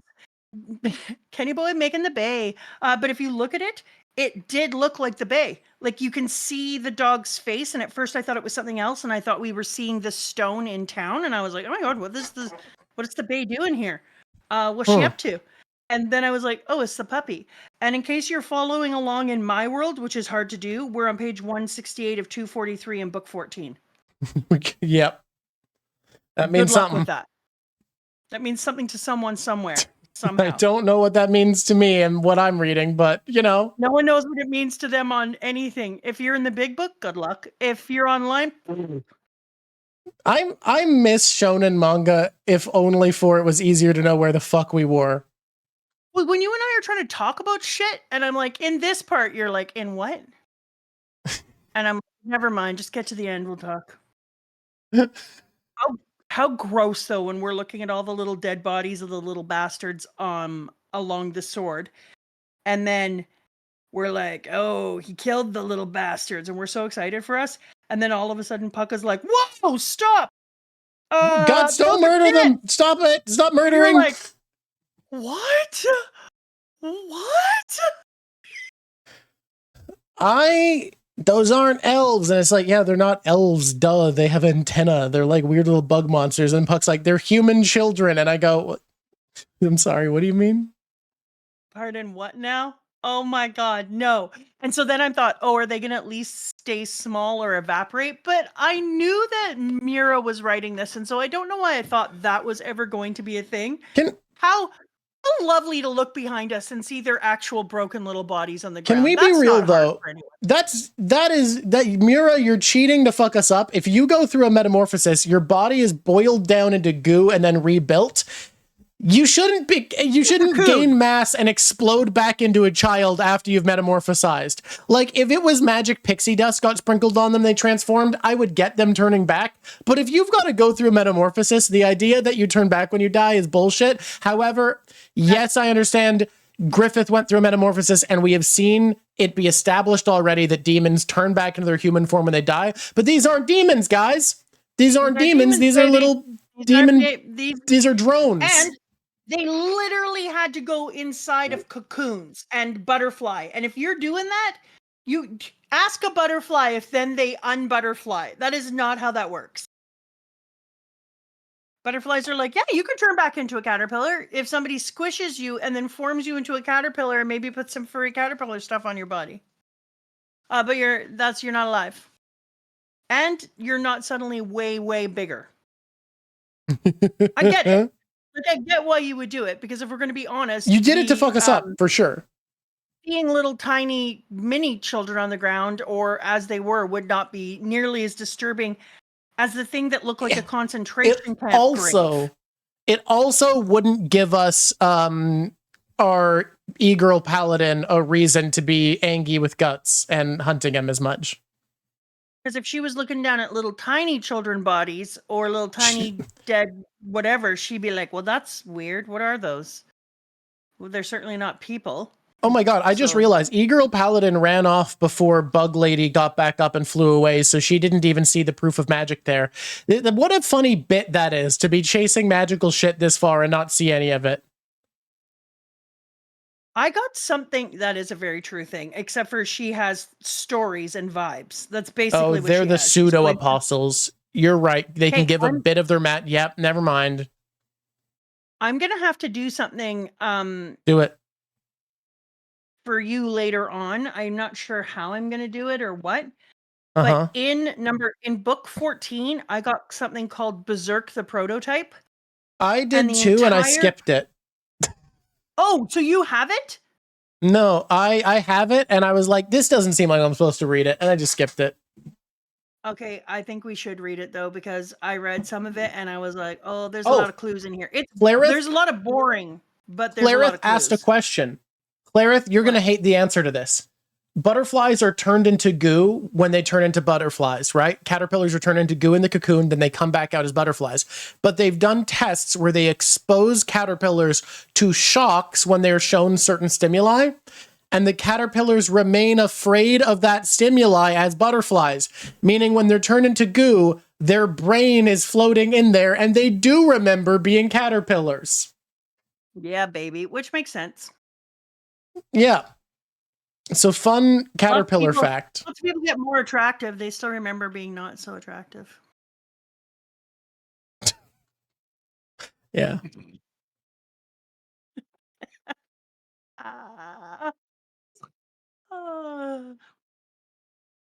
I'm moving out of here.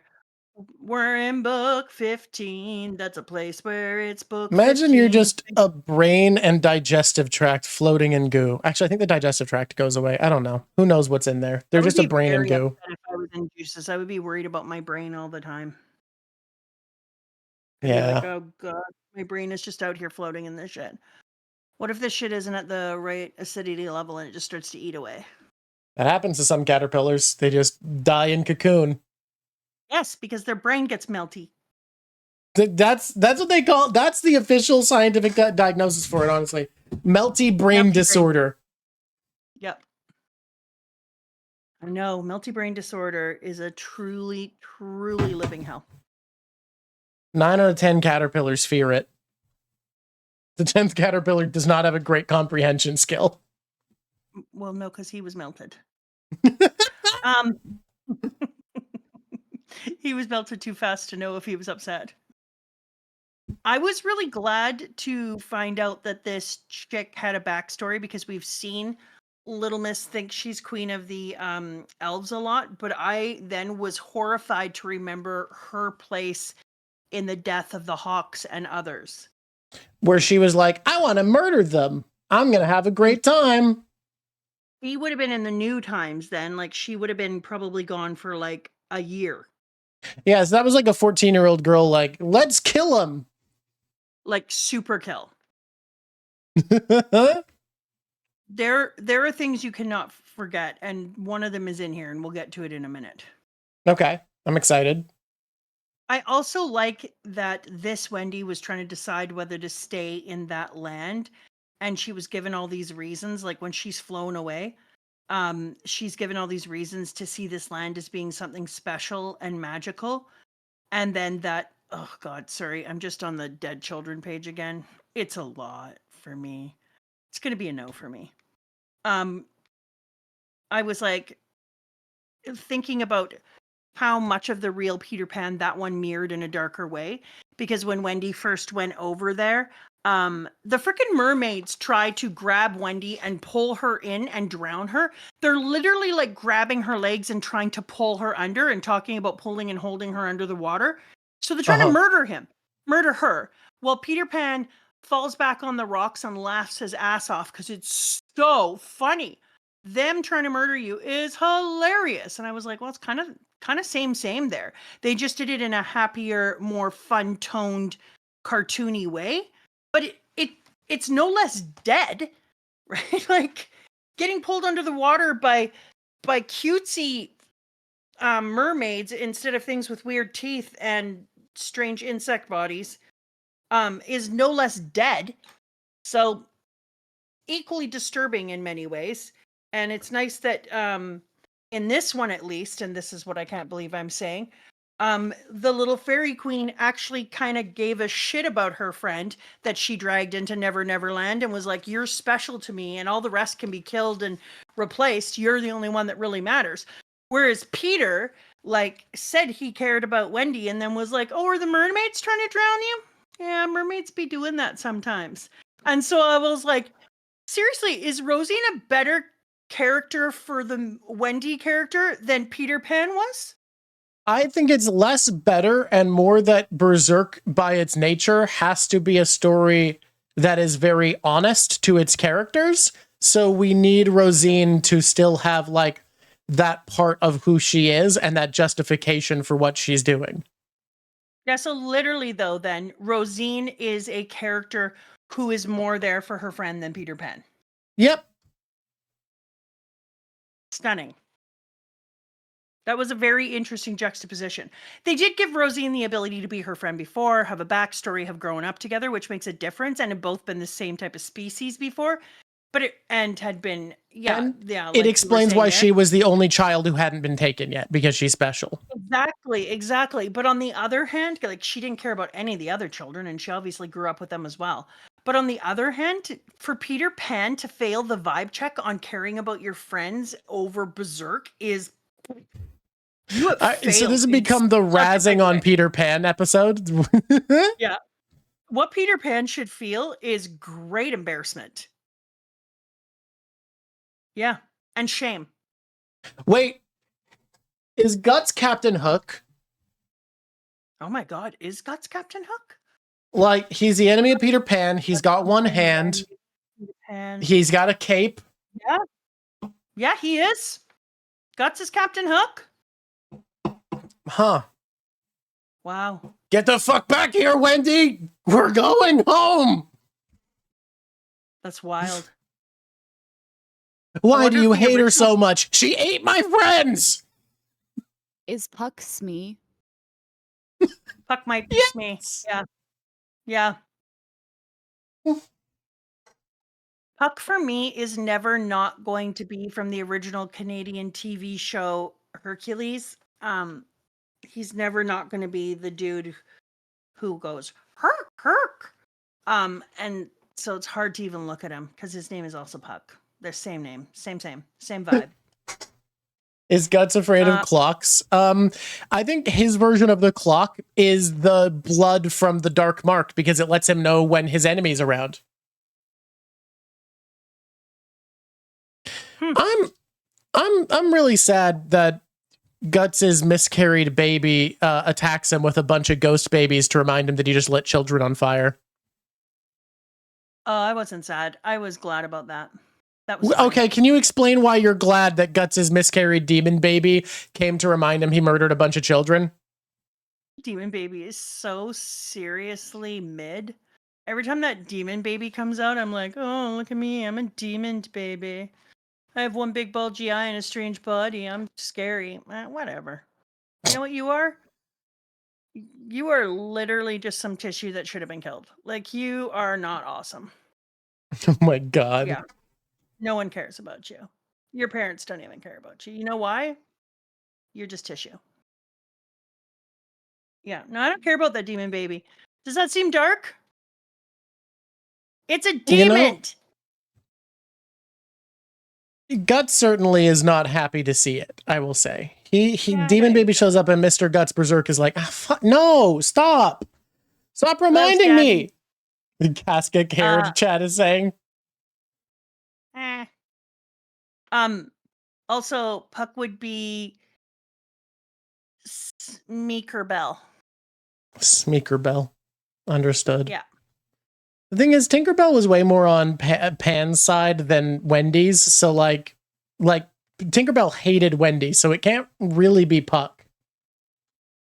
No, but Smeekerbell is a better sound. I got it. Guys, I know who Tinkerbell is.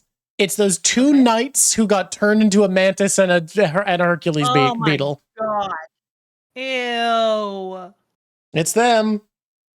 You know what I do kind of like is that they make one of the people pee their pants. I'm not into all the period blood shit or the miscarriagey blood shit, but the pee your pants I'm into.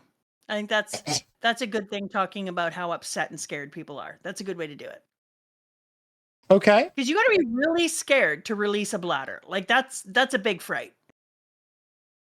So I'm into the peeing in the pants. I decided while reading this one. Okay.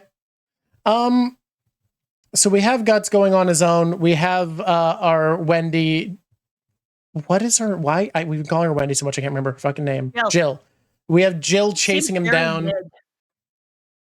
And then they get kidnapped by, well, okay. She shows up in the middle of Guts' fight and Guts gets knocked out by hitting his head on a rock and is like, hey, can you salt shaker that fairy on me? But does he get knocked up again? Does he get back up again? You said it wrong. Yeah. Remember when you said it wrong? But he gets up again. I mean, he will as long as you sprinkle some of that salt shaker fairy on him. I kind of love that. Oh, and I also like that his baby coming out of the fire and they're trying to make the baby look cute. I just got to that page, so I would just like to point this out. Uh-huh. First of all, they gave it duck face, which, okay, that's a thing. Oh my God. It kind of looks like a pig, and I'm more upset about it being a pig that's in the fire burning to death than I was about it being a demon baby that belonged to them.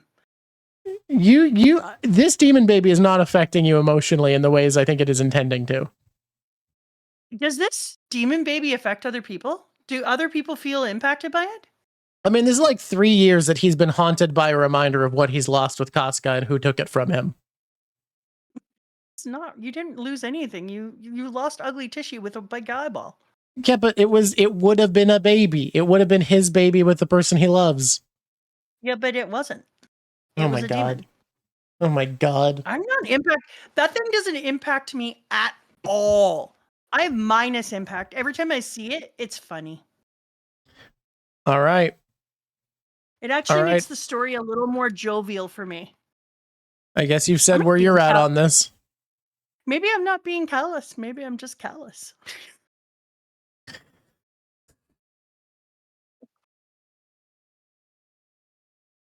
I don't find it sad. I'm like, oh, thank God. That thing's not going to hurt him very bad. That's okay.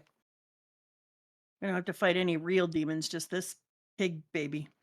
It's a bunch of babies. No, the ones that made me sad were the actual babies. Like all the real children floating in the air that had actually been children and hadn't been turned into demons before they actually became a person. Yep. Like the thing that was inside of Casca wasn't even a person yet. It was a zygote. It was only apparently a couple of weeks old. And then a demon came into it. So it never had an opportunity to find its own soul or become its own Whereas human. These are like children that Guts didn't know he was burning to death. That pig demon it always was a pig demon. It never was a baby. It went from zygote to pig demon. I'm literally don't give a shit about it. Meanwhile, these children were actual children who were born, who were loved, who were cared for and stolen, who went through pain. These ones I felt bad for. I was like, you poor little babies, especially when they were screaming things like, Mommy, I need you, and Mommy, I'm lost and stuff. I was like, okay, that's awful. That was terrible. But every time he tries to bring out their baby for me, I'm like, whatever. Do you think the village had a lot of people whose parents weren't pieces of shit, who, like, the reason they didn't end up on a demon adventure like Jill and Rosine is they were just kind of hanging out before they got abducted? Say that again. I'm sorry. I was ignoring you. I was reading something. Do you think, like, there were a lot of children at the village who had normal parents that weren't pieces of shit, who were living, like, kind of okay lives, who didn't go on a demon adventure like Rosine and Jill because they were just kind of hanging? I just don't know. I kept trying to wonder, like, well, the little boy. Every time we go, no, even the little boy, his parents didn't run out of the house to protect him. Like, I'm going to tell you right now. Drawk's out of the house and things are trying to get him. I have 6 coats partway on my body that are covering us, and I wrap him up and roll us back. Like, ain't nobody eating my kid without me getting eaten, or ever. So I was like, where are his people? Oh, that turns out they had been eaten. So then I was like, okay, well, maybe his people were good. I think his parents loved him before they exploded. And that's why I'm wondering if his parents were actually good, because they tried to save him and they were eaten. Yeah, so I think there were kids who had, like, a chill, good life in that town, and in general, and, like, we just followed the ones who had shitty enough lives that they would rather be part of the demon adventure. Okay. I would really just one day like to meet a father who is just, like, could beat Slugdad. I mean, hey, you know what? Best dad of the series so far? That one who exploded in front of his son. Yes. Round of applause. Yes, well done, round of applause. Well the father done. who exploded in front of his son. Wait, you, wait, sorry. I just wanted hero. to, I want to lean into a bit for a second. I actually know who the best dad is. Because as we see the Holy Lieutenant say, Zebek was willing to put himself in harm's way and despite his injury, trudge into the forest of darkness for no reason other than to save his daughter. Sweet shit. Is the blacksmith a grandfather or a father? I'm not sure. People are saying father, so maybe the blacksmith wins. I thought it was a grandfather, to be honest. And if it was a grandfather, then it's literally just the best family we've seen. But if it's a father, that's our bench. Berserk and One Piece have a lot in common. Themes about demons and gods being the same thing. Themes about perspective, themes about strength of character, and themes about dads are bad and moms are dead. Erica was adopted? I kind of thought that too, and I agree, it does. All right. As we move forward, you will notice that the babies do something. And by the babies, I mean Guts. He goes... Yeah, Berserk! It is weird to call. And he literally changes form, kind of looks in this one picture, and if you would like to come along for the ride with me, it's on page 56 of 237 in book 15. If that means anything to you, then means enjoy nothing. that. It cannot mean anything to me.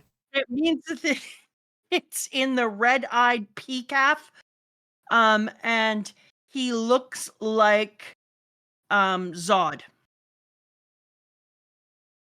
Okay. His teeth are elongated and pointed.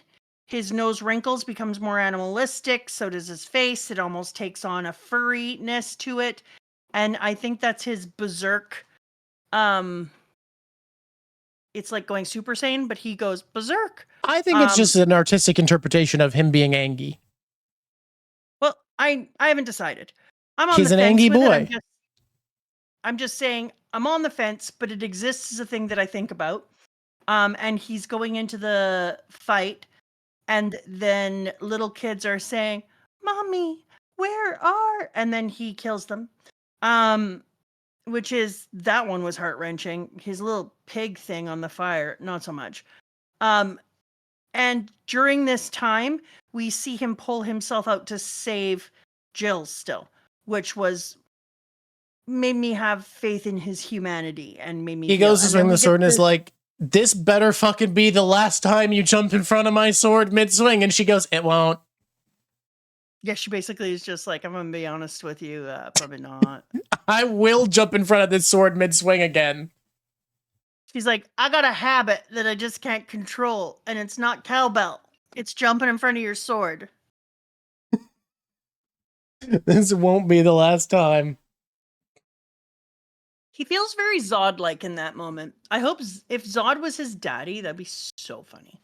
Anyway, the story of PCAF. Sexy. I think he goes by Skull Daddy. Oh my God, you must stop. You must stop. I don't know why. He's so hot. Why would you want me to not mention Skull Daddy? He's wearing a helmet of a skull. Or is he a helmet of a skull? Either way, he's hot. Okay. That dude is running on charisma and riz, and I'm gonna need you to put some respect on his name. 90% of the scenes he's in, he shows up, says something ominous, and leaves. What's wrong with that? It sounds a lot like, I don't know, Shanks.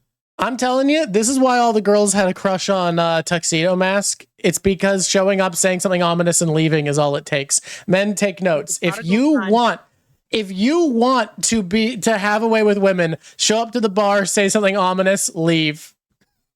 You also have to lean with your arms crossed in a door frame. Lean with arms crossed in door frame, say ominous thing, leave. There you go. Tonight is the night where the moon strikes its highest pose. Walk away and everyone's gonna be like, the fuck? Who is that? You actually just described my perfect man. He also left. Oh.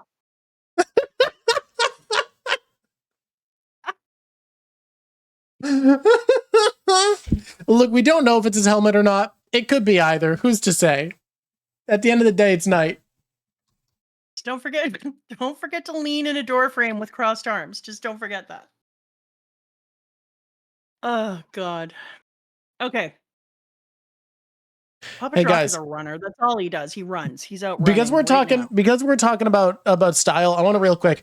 Does anyone know where a large man can buy high quality Korean street fashion? Because I love Korean street fashion and I want to start buying like one expensive, nice piece of clothing a month to build up a wardrobe over the course of a couple of years. But I don't know if you know this, but most Korean men are smaller than I am. And I don't know where to find good quality K fashion for a man of my physique. If anyone knows, please tell me. And that's all. All right, YouTube. You heard the man. You heard the man. I need help. Giantly tall humans who are like 189 centimeters tall. There we go. All right. I told Drawk that I wanted this picture, but then I told him Puck had to be in it. Yeah. And then I also added Rosine. And can I'm going to say things that the crowd is not going to like. Do you want to say things that the crowd's not going to like now? You're allowed. Okay. There is a picture of Rosine when she's seen kind of from a front ways angle, and she's got her little things that you drew there with their mouths open. You drew them differently, PPSS. You've got them more like Audrey too. I got them based off a specific image. It feels like depending on what they're doing, they're drawn very differently. Yeah, but her whole cocoony thing is vagina-esque. Yes, it is true. Each one of those things is definitely a penis with a mouth. I'm not sure about the second part, but the V shape is definitely there for a reason, which makes sense because this is a coming of age story, the whole thing. And by the end of it, we see instead of her being a little fairy tale creature who's like, I'm never going to grow up, I'm going to stay young forever. We see her start to be like weirdly more adult, where she's saying things like, wow, you sure are handsome.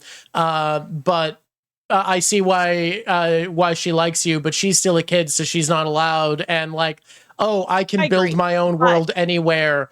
I can take on anything. The reason I'm pointing that out is because of that. She is this she is both sexes. It's this like powerful, sexual, giant, lusty, warmongering bug fairy. And I was like, I had to admit that one of the ways to make something scary is to make penises with mouths. That's actually a frightening thing. Mouth penises. Also, Toria, I didn't say he was 180. I said he was 189 centimeters, which is That's very more than tall. 180. I mean, it's like tallish. Yeah. I am not tall enough that I'm in that category of like, there's a certain height you reach where it's all people notice. And for men, I feel like it's, if you're above 6'3", 6'3" is the tallest you can be before tall becomes what you are in people's eyes. You were just under I'm not quite there. Yeah. You were I think for women, I think for women, 5'11", if you're taller than 5'11" as a woman, tall is all you are anymore. I'm not going to lie. I, on the other hand, am tall is the thing that everyone notices first. Because you're over 5'11" as a woman. I had an ex who was 5'11", and she was just short enough that she didn't get the, oh my God, you're so tall comments all the time. You can actually walk behind me and just watch people watch me. Yes, true. I am in the 99.97 percentile for height. I'm sorry, women. Lav, you're actually a shrimp. You aren't taller Lav, than me. I'm aware. You are a tiny short person. You're like what, 5'8"? Little. Tiny. Lav isn't 5'8". Is Lav 5'8"? I thought they were 5'7" or 5'6". I think Lav is tall for AFAB, but not exceptionally tall. Interesting. 5'6"3/4. Told you. Yeah. Okay. Woo-hoo! You're right. I thought they were a little taller. Well, still tiny. My husband is very short. He's a little guy. There's a reason that we're the same height. Yeah. My human who I made and I are the same height because his father was like, no. You get this. He got in the way of the tall genes. Very much did. So we're both about 189 centimeters. Okay, here we go. Mm-hmm. Here we go. Lav, you're spiritually 20 feet tall? Damn. That's impressive. That's impressive. Who knows what 5'11" is in centimeters? You people in your centimeters. Hey, you tell everybody about the story. I don't want to retell it, and then we'll talk about it. All right. A bunch of bugs show up, and I feel like these bugs fill a really important role in Berserk, which is Nira, Kenny Boy, he says, guys, if the story concludes a little too quickly, things aren't going to be as interesting, so we need a mini boss. So we're going to have a mini boss, and it's going to be a bunch of bug guys. And I have to do this first. Mini boss. Okay. So here's my take is kind of mixed on these little dudes, right? Where on one hand, there is something incredibly interesting about her being like, grown-ups are all bad, grown-ups are terrible. These grown-ups are going to protect us no matter what. And the grown-ups, she says, are going to protect them no matter what, are literally the people who were going to grape her yesterday. Like, they are people she could not be more afraid of. And it's this really interesting ignorance, almost, of not really caring who these people actually are because she's in her fairy tale world where she's entirely in control of everything. I feel like, do you ever notice something where there's depth to something that you can't quite access, like you're on the verge of it? I can't quite figure out what the meaning is, but there is something actually meaningful about Rosine being like, yeah, we can trust them, when they're literally the people who cause her greatest trauma and are the reason she wants to escape with Rosine. Like, the thing haunting her and making her consider this more than anything else. Well, I didn't even think about that, if I'm going to be honest with you. Nice. Okay. But I meant you were supposed to be telling the story of PCAF. Oh, the story of PCAF. Okay, well, I forgot that was where we were. PCAF. Guys, PCAF was a story about a little boy who was born, was going to die. The parents were like, we love him so much, fairies, please save him. The fairies were like, and all of a sudden, baby's healed, but it has red eyes and pointed ears now. And I have to say, Jesus Christ, people, really? You're going to tell us there's nothing about the ears thing when we have a story? Let's confront. PCAF then tries to go home, but 100 years have somehow passed and everyone he knows and loves is dead. So let's talk about PCAF as a character. PCAF is a character who was supposed to die as a baby and didn't. Guts. Who interacted with magical things and was touched by magic. Guts. Who tried to come back to the life that he could have had, but it has been lost and everything he was connected to is gone. Guts, who now walks between worlds, not seen as human. Guts, Everyone in this chapter is constantly like, he's more of a monster than anyone else, and he's being seen as a religious symbol by the Holy Knights. And they say things all the time like, you're not human, what are you? As a way of just pointing out that he has something different happening with him. And yet monsters are constantly calling him human, the way Peacalf, when he tried to talk to the elves, was being told he's a human. So he's too monstrous for humanity, he's too human for monsters. He walks between worlds, he is lost, he was supposed to die as a baby, and he didn't. This is about Guts, and I stand by, my theory is, the reason Guts survived being born to a dead woman, what our theory, sorry, I came up with it separately, but so did you, so it is our theory, is that Guts was saved as a baby by a fairy, by an elf. Sorry, you go? I love when we do that, when we call each other to tell each other how we've figured out a thing, and then the other person is like, I was about to call you to say that. People are saying we're ear-mongering, and I think that's hilarious. What a good bit. Also, though, we're not just ear-mongering.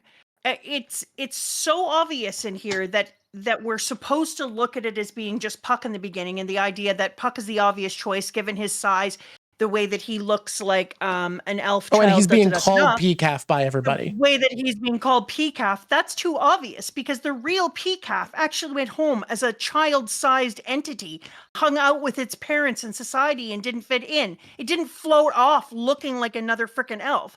So yeah, it's supposed to be a story on top as being Puck, and we're not saying that there isn't anything Puck-like in it. It's just that it truly is obviously trying to tell you that there is something unique about Guts, and that there's a reason that he survived on the hanging tree with his mom. I now want to get into something else interesting here, okay? Alrighty. I think, and this story of Peacalf made me realize, that Mr. Guts Berserk, in a lot of ways, is an American detective or noir protagonist. Oh, Lord. Can I say why? It's cool. Yep. The way noir protagonists are defined is that they have to exist on the fringe of society. They have to not be fully connected and be seen as an outsider, not quite in the world of crime, in this world represented by demons, not quite in the world of man, in this world represented by humanity in general. Or not man, in noir it would be civilized society.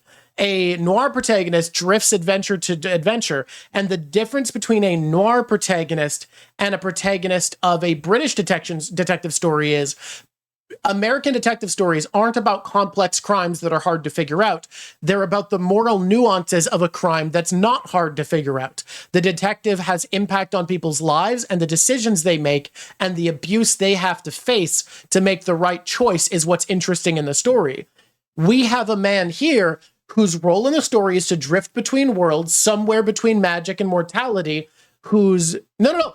Guys, stop bringing up Sherlock. Sherlock is British detective fiction, and he has nothing in... British and American detective fiction are incredibly different.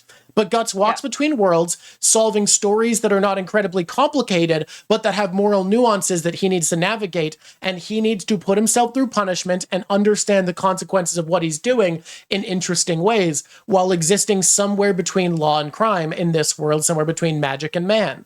This has so many of the hallmarks of American detection fiction. It's really interesting. Other ones too, because like they usually have like a doomed love and femme fatale, and that's obviously Casca. That's the noir trope. Also, someone's right. Geralt of Rivia is another great example of this character trope in a fantasy setting. They also have like a personal code. Any noir protagonist that's rooted in kind of like loyalty and justice. Protecting the vulnerable, and he tries not to, and he does it in that grumpy noir way. Yep, and usually noir protagonists come from a background of military or law enforcement where they were traumatized or scarred and realized the folly of what they were involved in beforehand. Also traumatized in their youth, like a Batman. Yep. Moral ambiguity, loner, all those things hit. Yep. He is a noir protagonist. And you were absolutely right, Yeti Cool Brother. Guts, Geralt of Rivia, Hellboy, Is right about Dresden, John Constantine. I would say not the Punisher. The Punisher sometimes is a noir protagonist, but everyone writes him differently. The Punisher is sometimes a power fantasy, sometimes a noir protagonist. He's a little bit weird, but there's a lot of characters who fit this fantasy noir protagonist vibe, and Guts is right along with them. I think he should absolutely be read as a noir protagonist. I don't hate this take. Yeah, but and I think PCAF made me realize it by highlighting Guts as a character between worlds. Somebody mentioned it earlier. Wally would be a noir protagonist too, but they didn't mention him being a noir protagonist. I did. He's a lonely scavenger. He navigates a decayed world. He has his own moral compass. I think if Wally got if he got more than one noir story, I'd agree, because there's something about noir protagonists that fit an anthology, but you are right. Style robot. No, I'm telling you. You know who else is? I'm going to say weird people because people are making obvious ones. So I'm just going to pick some weird ones. BoJack Horseman. What? No. Yep. No. Yep. We move on. Yep. We move on now. You killed the bit. Washed up star, drowning in cynicism. Failed relationship. No. We're moving on now. No BoJack. Yep. Morally ambiguous. Pure postmodern noir, baby. I'm going to say one more and you're not going to like it. You ready? Okay. Jessica Rabbit. No. Yep. Now yes, I'm going to say... She subverts the trope. She is really the true noir protagonist. I'm going to say one now that I want everyone to think about, okay?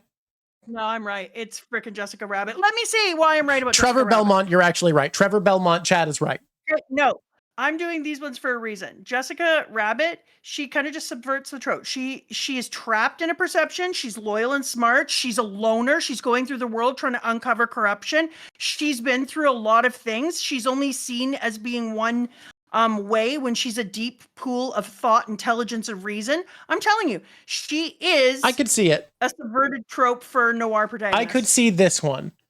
Now, no. Guys, real quick, because Mom has dropped these on you, I've been reminded of my most controversial media take. If you were to assign Goku a D&D alignment, he'd be lawful neutral, and I'm not joking. Let's move on. You're a weirdo. I'm right, and people hate it. Everyone makes him chaotic good, and chaotic good is so wrong for Goku. Okay. He's honorable to a fault and puts his drive and what his beliefs are about what a good code is above morality. All right.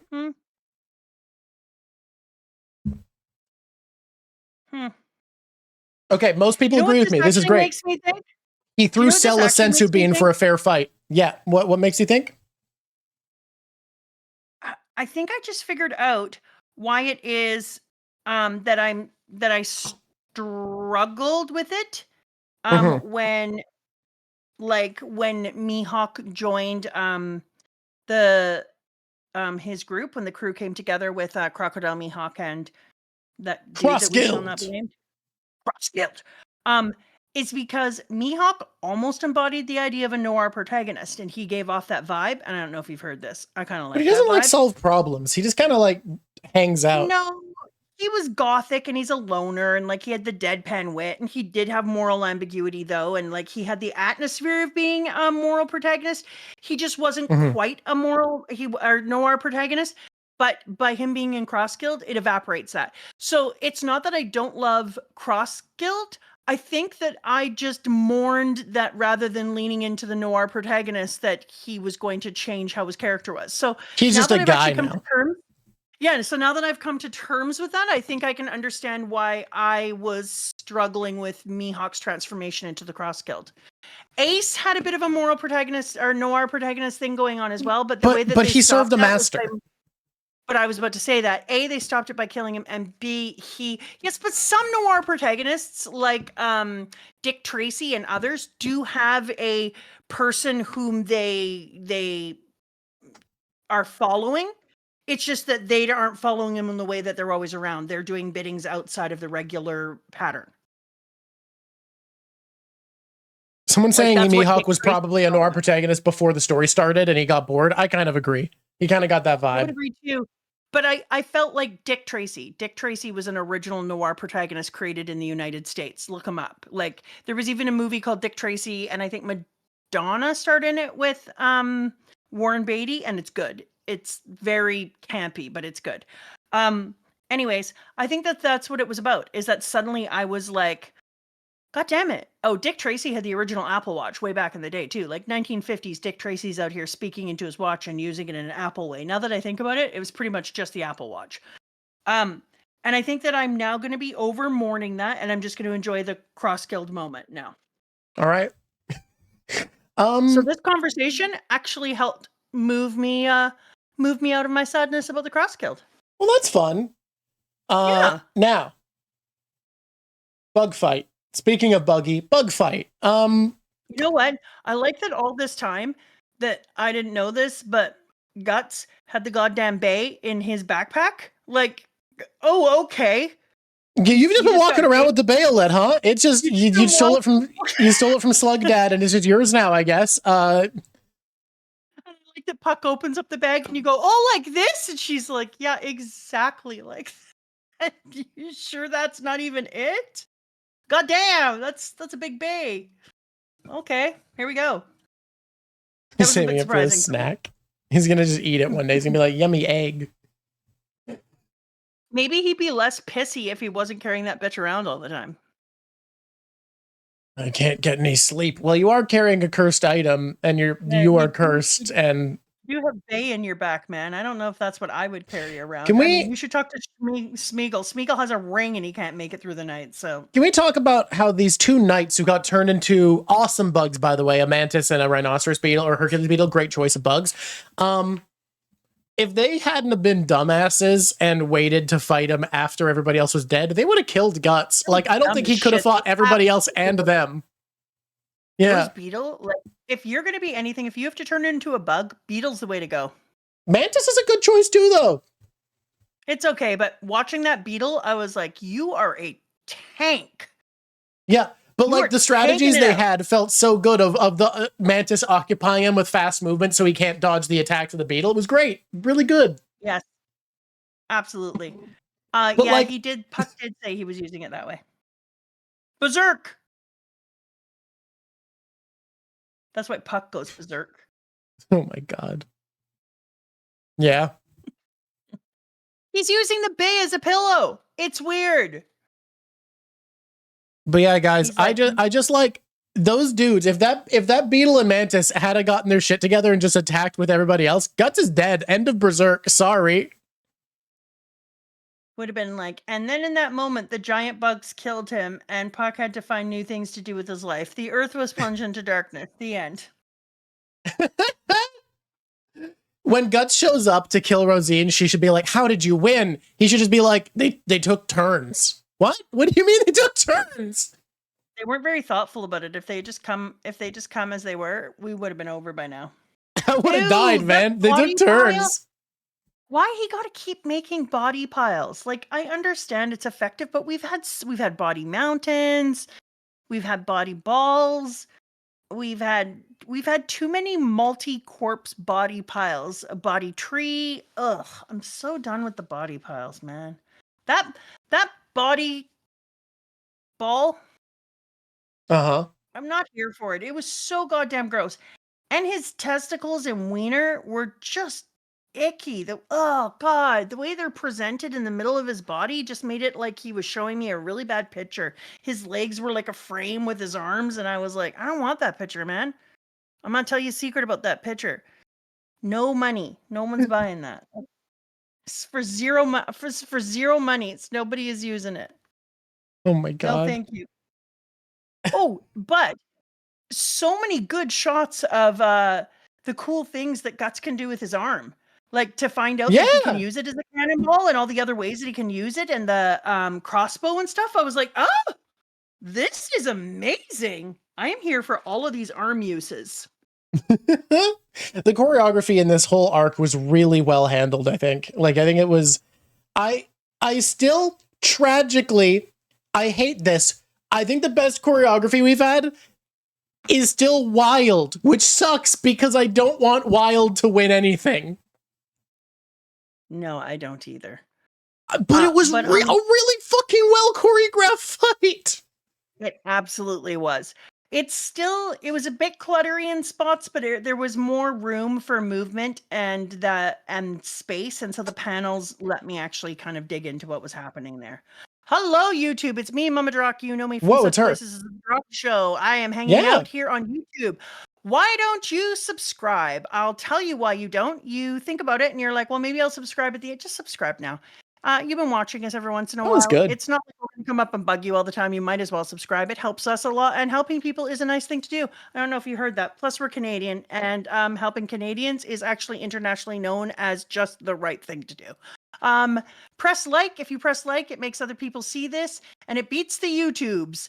And if you would like to become a Patreon, we go on there and do some weird and wild stuff. And then our Patreon people get to come on our actual show once a month and have the conversations with us that end up on YouTube. And we do strange things with our special Patreons now. So those are the things I have to say about that. I don't have anything else to say about it. Enjoy all the warmer weather, like the fact that it's staying lighter later, and go out and tell somebody that you are grateful they're in your life. Ciao. Aww. That was great. That was fucking stellar. Dude, that was awesome. Okay, I'm really glad. Hey, Drawk. Yeah? I'm really glad you're in my life.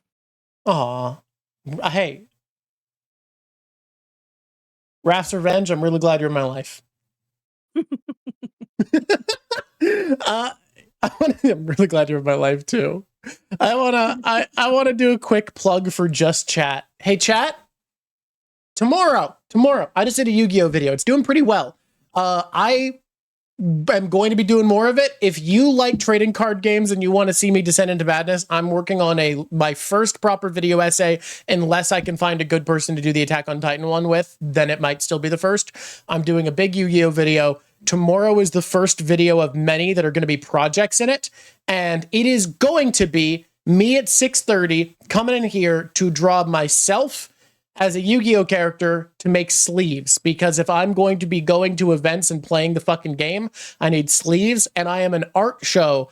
There is no world where my sleeves should be anything other than my own artwork. So come here tomorrow. I'm going to be drawing myself as a Yu-Gi-Oh character, and then if I have time, I'm going to be working on my sushi aircraft carrier, Spirit Companion. Dang it. When are we finishing Poor Mama? Well, I'm already finished it. I just need to assemble it. And then I need to do the Berserk one also. Don't. I got not a lot of time and a lot to do. Poor Mama. He has to learn all about Yu-Gi-Oh because it's going to be his job to teach me. He's going to come on. He says he doesn't know enough yet, and I was like, well, then hurry up. I feel like you're doing this just because there's a successful video, because I could teach you about Magic and you have no interest in this. No, I have played Magic. That's true. I know nothing about Yu-Gi-Oh. Let's get back to it. Dragon Ball Z. There's Dragon Ball Z. I know one thing. Over 9,000! I know nothing about Yu-Gi-Oh. Except for I think somebody says Yu-Gi-Oh! Kind of like Puck says Berserk. That's only in the theme song. Sorry. Damn it. No, nobody actually says it in this thing. Yep. Yeah, no. I know a little bit about Magic, so I'm good to go. In Nerdland, that's okay. I got enough there that I would know. I know zero of the Yu-Gi-Oh! But anyways, it would also be good. If that's doing well, you should teach me. They would like that. I love the little cartoon where our bad boy Puck makes the fingers on the hand of God look ridiculous and adorable. I almost made you draw that picture. Did you remember? I love his from memory, God hand, where he's like, I think they were something like this, right? Yeah, the little freaking adorable little guys up in his head, and I was like, oh, look at those little evil And Guts had a relationship with that crow one. I don't know what's up, man. So cute. Guts, tell me about your backstory. Yeah, tell me a little bit about yourself. You're adorable. Can I just say, you're giving off Gemini vibes. Oh my God. I'm absolutely loving that. Puck looks so cute sometimes that it's just too much for my brain. And I'm so grateful he's here taking some of the edge off of the shit. And then we immediately go out of Puck's falling down pages where the sky is open and empty and he's being goofy. and he's like, this is a good chance, into Guts, bleeding out of his mouth, being attacked by insects, darkness, an extra head, just a headpiece sitting on his arm, blood dripping off of all of his fist, sword, ear, everything. And I was like, that is the exact transition that makes this what it is now. And we were used to that because we read the manga, so we saw the first few chapters and it did that. Well, don't worry. Anime readers didn't miss that because this never got adapted for them, so they never saw this. Right. As it should be. Hey, anime onlys, if you're watching this video, you're learning about a mysterious arc that doesn't exist. And then the dudes who are attacking him go, you'd really be able to defeat them all along. And so they were saying, like, even though it was looking as if Guts was going to lose, which we both thought that he was going to, like that they were trying to say that he would lose, then it just shows him putting his hand on their face and crushing their skull. And then the two dudes who were in the pile of bodies, or as I call it, the ball of body, were like, you were really able to defeat them all along. And then the big guy with the strange junk that looks like if he ever learns to close his legs is going to have a Nutcracker episode, goes, "Are you really human?" in his head. And I was like, more evidence for the for the piece about whether or not he has fully been humaned or if he's been elf touched. And Guts' reply is, I don't know, probably. Can we get this over with? And then they're like, yes, we will take you on one at a time. Here we go. Look, I know there's not a lot of Berserk anime onlys, but those who exist, what's wrong with you? Did you do this to yourself?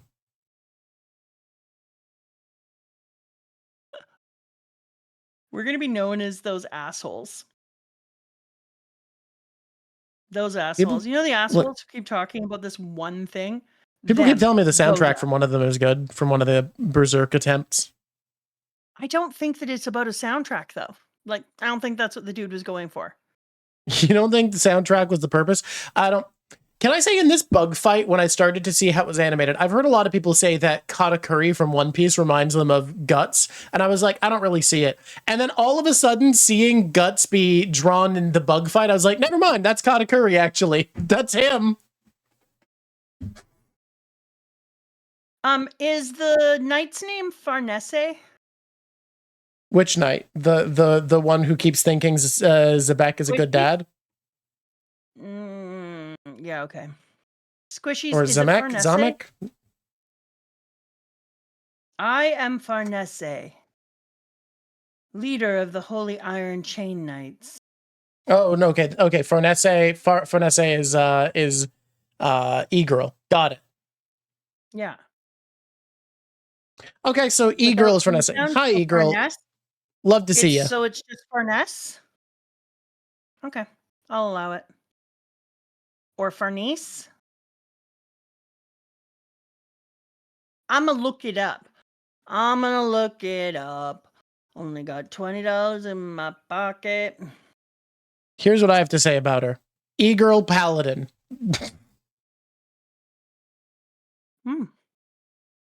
Cool horse.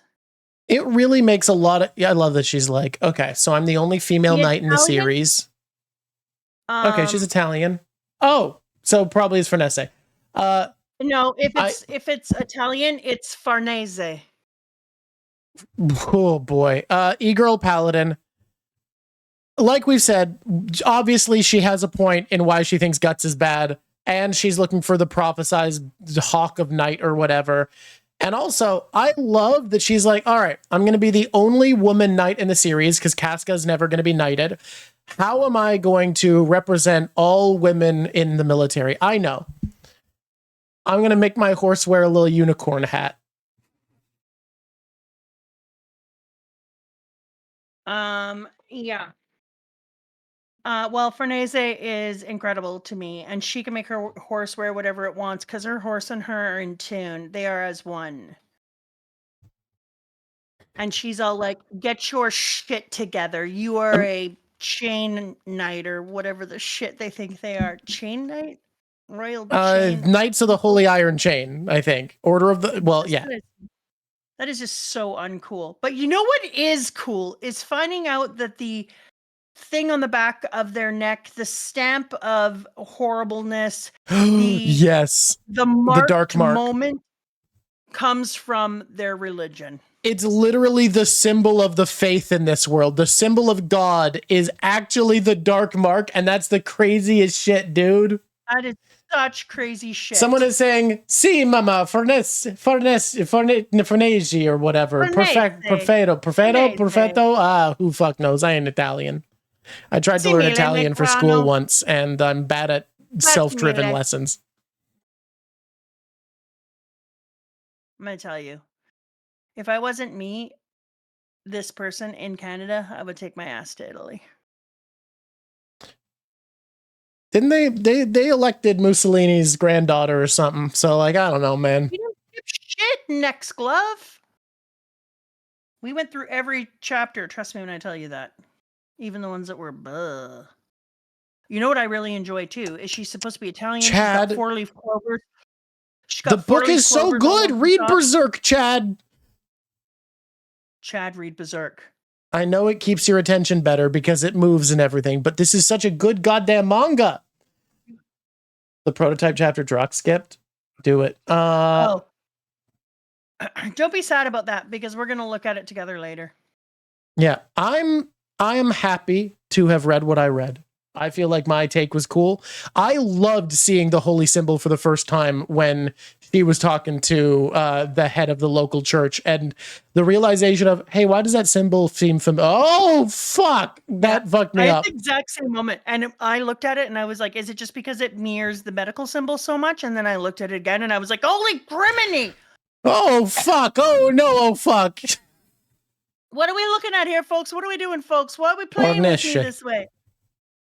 Fornese. Fornobo. E-girl paladin. Hey, are you gonna unfollow because I'm calling her E-girl paladin instead of Fornecho? Sorry, bud. That's where we're at. That's where I draw the line. Fornese. Fornese. Fornese. It's Fornese. Fornese or nothing. E-girl paladin is here to stay. I'll allow it. Did I tell you that I messed with Melante's head by pointing out that the dude who says with a G is just a dick joke, his entire thing? You did explain that Lao G is a dick joke. So upset about Lao G. She had to go back. I'm so upset because I never saw it, and after you said it and explained it, I was like, fuck you. Yeah, you're right. I hate it. Yeah, well, I didn't make it. This is what I pointed out to her, too. I'm not the one out here perverting around and making a dick joke. I'm just pointing out it definitely is. I mean, he says with a G. He's talking about G-spots all day. He gets all invigorated and hard. We can't get back to this. I'm going to preach it to the end of time. Lao G! Dicking it up. You know what? I'm glad the anime didn't adapt this so that Jill gets to be our special bean for us. Anime onlys don't get Jill. You know what? Screw you, anime onlys. You don't get a Jill. We have Jill. That name, though, eh? Like, they really chose just a really average human name. All the other names are like, let's be clever and these names. I mean, I've talked about this before. How, like, a lot of anime, when they're picking Westerner names, because they use the adaptations of the names that are done in katakana, is it? The syllables, so they always sound different. So for instance, when they were trying to make the cool character now called Trevor Belmont, the Japanese name, they were like, well, what's a cool Westerner name? And because of how they pronounce it, they were like, well, this name is pronounced Rarupu, and that sounds kind of like a cool, important. It's Ralph. His name was Ralph. Oh. The cool, awesome monster hunter was named Ralph in the original Japanese because, like, Rarupu, it sounds interesting, but Ralph does not. Ugh. Oh, okay, here's the thing that's going to live in my head rent-free. We go through the whole situation. She's kind of convinced to look at this world. She lives in a shit world, and she makes a really good argument about living in a shit world and maybe coming with her to this world. And I was like, she does. Rosaline, I get where you are. You're not right. It's while the fairies killing each other felt like a cop-out to me, honestly. Like, it felt like too blatant of a reason not to. And it wasn't bad enough that she had them. It wasn't bad enough that she had them killing each other, which in my opinion was already like, ugh. Why are you doing that? But then to have the them attack each other and call it, is it adult attack? Yeah. That adult attack will live in my head rent-free from now till the end of days. That was one of the most horrifying things that I've ever seen in my entire life. It was so unnecessary, especially because they showed that particular one dead, and it was a child now, and they showed it bleeding. And the other children who are still bug fairies floating around. And I was like, I can't believe I'm saying this, because I didn't think anything could get worse than the thing you showed me last time. That's the new, most horrifying thing. I think I don't have the skill of a writer to immediately say what this would be on instinct.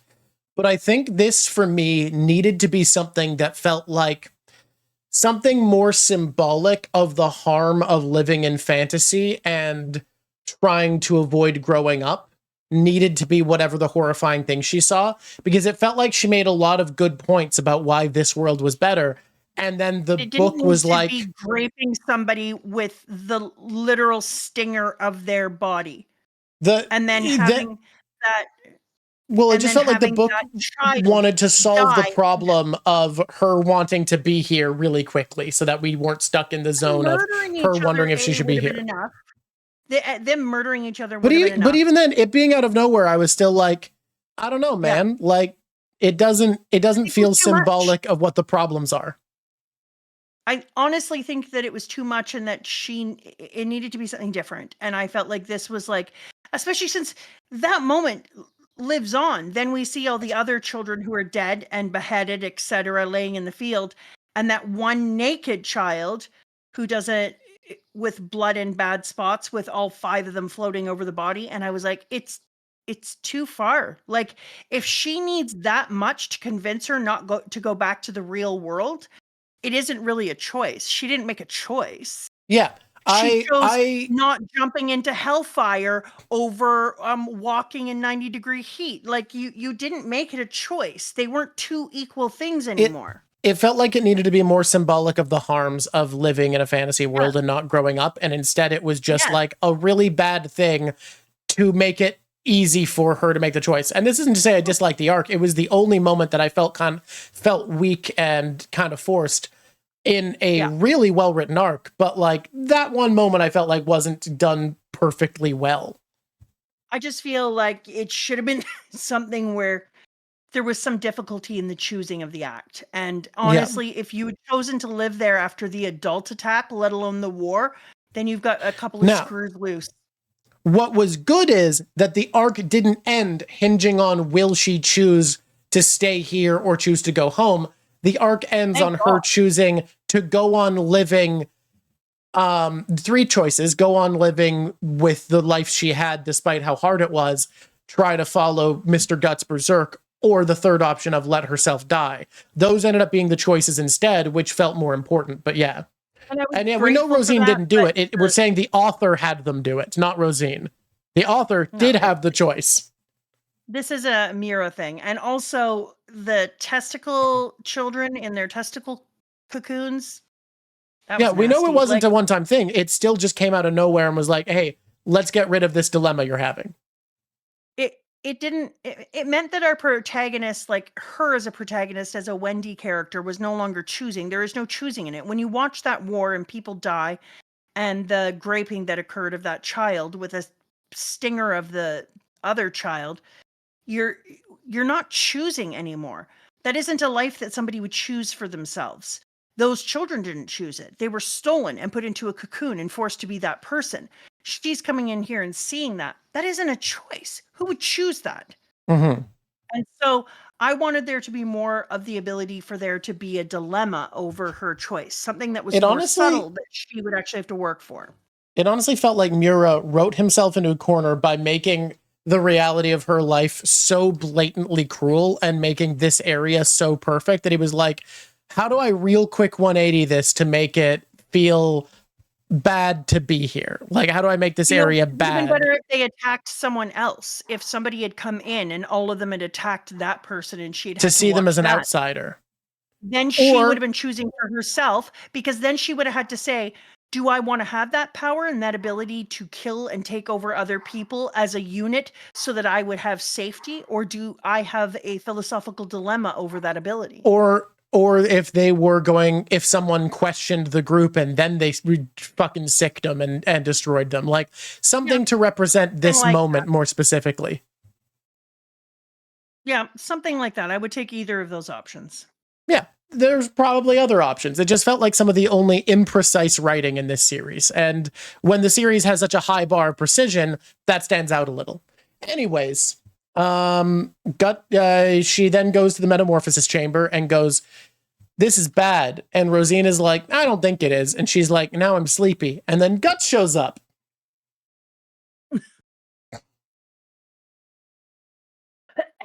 I have to go get water. You can walk people through more of that. I think, Artorias, you maybe aren't understanding what we're saying. We're not talking about it being bad that the children are acting with this, like that there's sexual elements to their design or action. We're talking about it is clumsier writing, that she is having a dilemma that Mura has written, where she is struggling with wanting to stay here when we know that's not the right choice. And an author then in that situation needs to provide reasons that it's not the right choice, something to highlight the negative. And instead of that being a slower revelation, or instead of it being something that made it feel like she needs to interpret right from wrong, she makes what she happens to see at the moment of having that doubt be so horrible that there isn't a choice for the character to make. There's no learning experience. She is immediately shown something so blunt and blatantly bad that it's obvious what she's going to do and what the right choice is. It takes away the feeling of understanding the falseness of what's kind here, because it's so blatantly bad that instead of discovery and questioning of the situation she's in, it's just, oh, actually, this is fucked up and bad. And those are very different reader interactions that you can have. That's what we're talking about. That's what the difficulty is here. This art, I don't like when I'm looking at it here, but when I look over on the side and see the smaller version, I think this looks good zoomed out. Thanks for being here, KPC.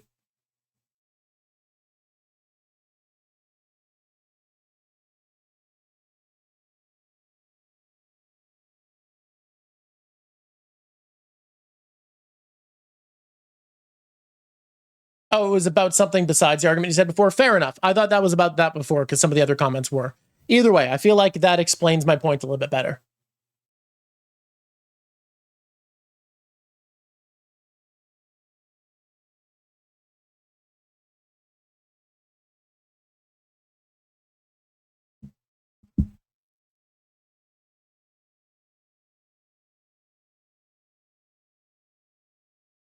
Hello?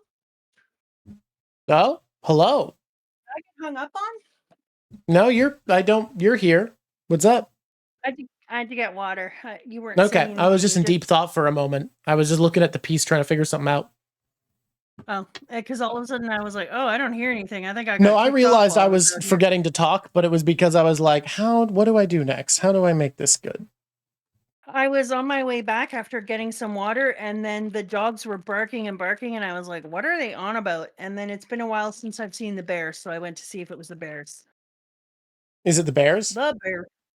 I didn't see. Dogs were losing their ever-loving mind, though, so I think it was the bears. Probably the bears. And I'm gonna tell myself it was the bears because I'm worried about them. Hopefully they're okay. So that's a cheap way of feeling better, and I'm gonna go for it. Yay, the bears are okay. Thank you, Drawk. I really appreciate that. I didn't like how Rosalind was like, I'm almost dead. And then he was like, now she's gonna get away and be not dead. What? We're gonna skip past the fight. Nothing in the fight you want to talk about? You talk about the fight. All right, it was cool. People really liked the choreography, so I think they want us to talk about it. I like the moment. I like that twice because she's so fast. Guts lures her into an attack that seems safe, once through his hand and once through his face, to get her in a vulnerable position so that he can hit her. I think those were both really cool choices. I like the jet propulsion super speed she gets. I like the more mature design kind of reflecting her transition and abandoning the fairy tale element of her and becoming properly what she is as a demon. And there was moments of Guts being drawn so fucked up and brutalized that started to make me feel like it's interesting that so many of the characters find strength in being demonic, and we see them become these distorted versions of humanity where their humanity is lost and exaggerated and reshaped and made animalistic or aberrant. And with Guts, when we see him at his strongest, it is superhuman. It is more, his muscle definition is drawn more precisely to make it look more like human musculature. His facial expressions are more exaggerated. We see the individual elements of his face, and we see the injury. He is a flesh and blood person, and his strength comes from that, from being that to its nth. And I think that's shown in the art in a really cool, powerful way. And then the funniest moment is right at the beginning of what you're about to talk about, where there's Rosine looking over her life and talking about what happened and thinking about it. And she's talking to Jill, and Jill's like, yeah, that is sad. And Puck's like, I'm here too. And everyone's having this somber little moment. And then we get one panel at the end of the chapter of Guts having also fallen, being on fire and screaming. And it just gave me the funniest fucking mental image of them being like, I didn't want to hurt you. I miss them. What did I do? And she's like, oh, Rosine. And then cut to Guts. Oh, fuck, I'm on fire. Oh, God, I fell so far. Holy fuck. Gee, holy fucking Christ. Oh, fuck. No. Exactly. That was amazing.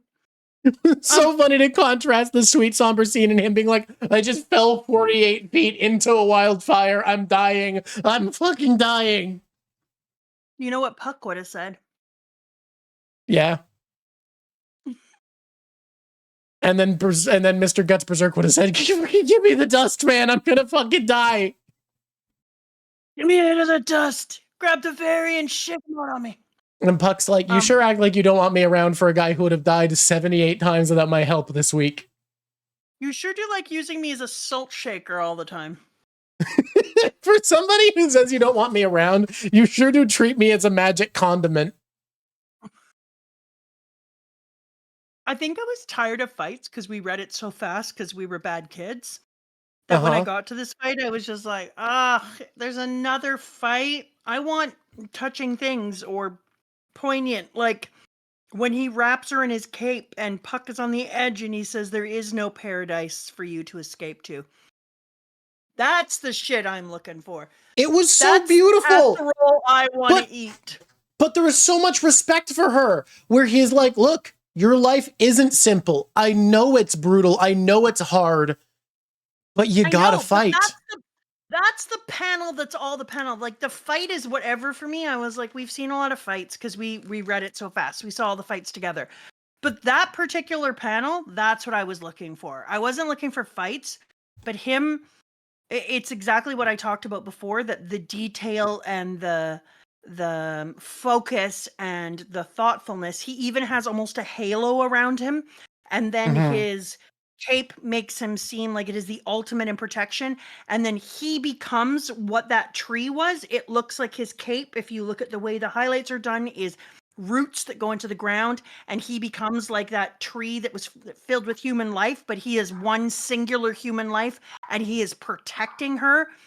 And even though he is protecting her, and even though he is giving her that literal 10 full seconds of knowing that she is wrapped in this most safety she can have in this world, he is saying from his mouth the exact opposite.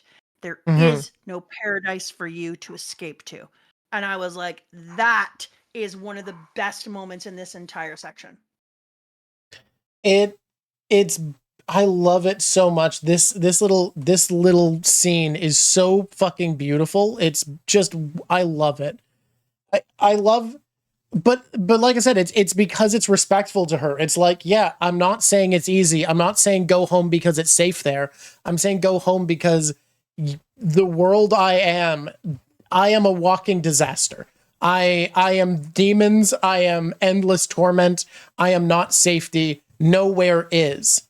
Everything is a battlefield. Anyone who tells you otherwise is fake. Fight your battle. And then when she's like, yeah, I'm going to fight my tiny battle, having respect for herself and what she's going to be enduring and being like, yeah, I'll cry and I'll scream if I have to. I'll clench my fists, but I'll keep fighting. That's the lesson Guts wants to teach you. That's what he's trying to leave you with. And he actually succeeded. So that he looks down at her and says, what you'll find, what's there is just a battlefield. Go home. And you know that what she's going to is her own battlefield. Yep. I think it's one of the best moments. The honesty of a lesson that's not go back to safety, but it isn't safe. Nothing is. This isn't a world that's safe for anyone. Fight.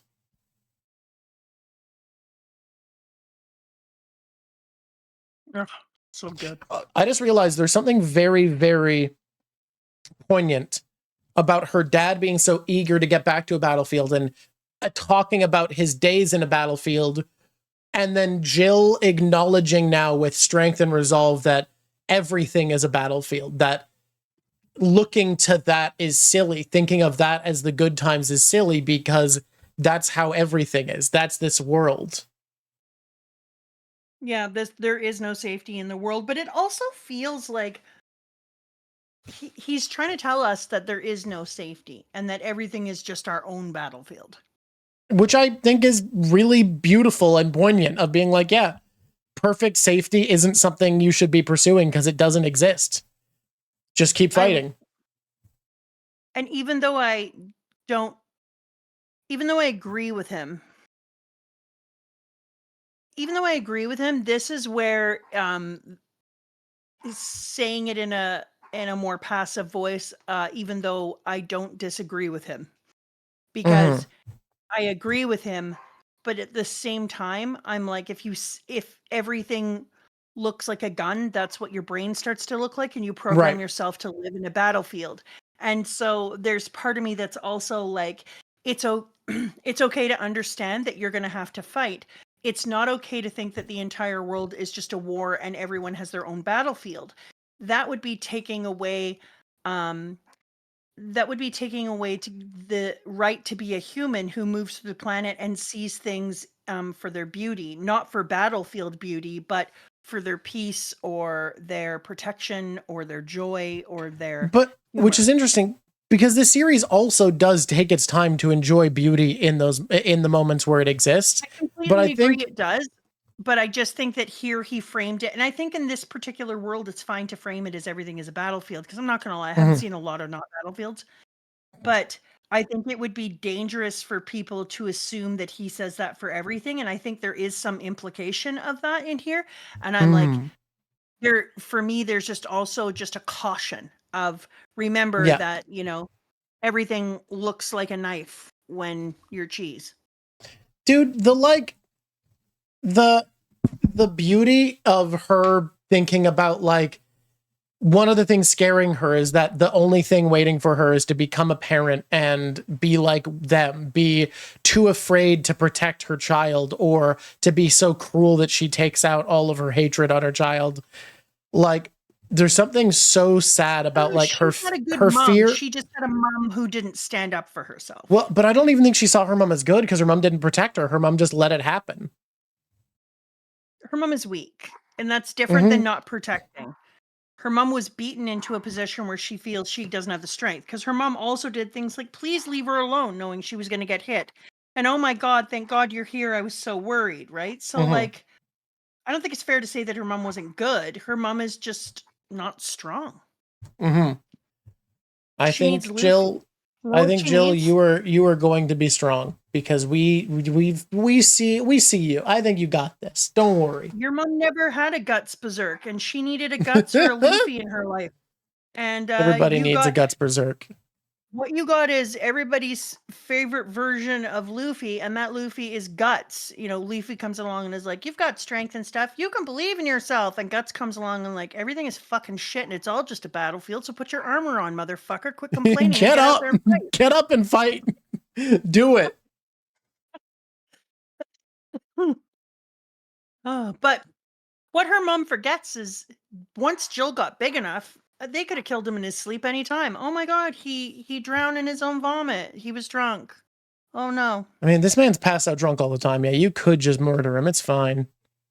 Yeah, it's not like it's a great loss to the community. Oh no, he's dead now. I guess he's dead. Well, I guess we'll have to live without him. That should be hard. That'll be tough. Now we won't be buying booze every day? That sucks. Wow. Oh Ooh, what a loss. This picture is so pretty. Oh, thank you. Yeah, I like it. Aw. Okay. It's time to do our closes. Oh, we do that. Yeah. Oh boy. I think Guts is S tier this arc. Guts is S tier this arc. Oh. Okay, yeah, I'd agree. Think about it. He traumatized a little girl and gave her wisdom to help her through it before leaving. Oh my god. This is new for him. This is new. You didn't just end with the trauma. That's a good point. You make a really good argument there. Normally, Guts' routine is show up, traumatize small child, leave.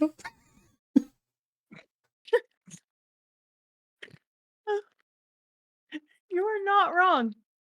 A lot. And mostly girls. Mostly and girls. You know what? Rafe is right. Baby steps. Good job, Guts. Good job, Guts. You actually were like, hey, I'm going to give you wisdom to help you through this because you clearly look up to me for some reason. Why do you look up for me? Because you care more about me than anyone else does. That's sad. What the fuck? No. I know, Artur. I know. If man. you killed the man, what would you do? But there were things women could do.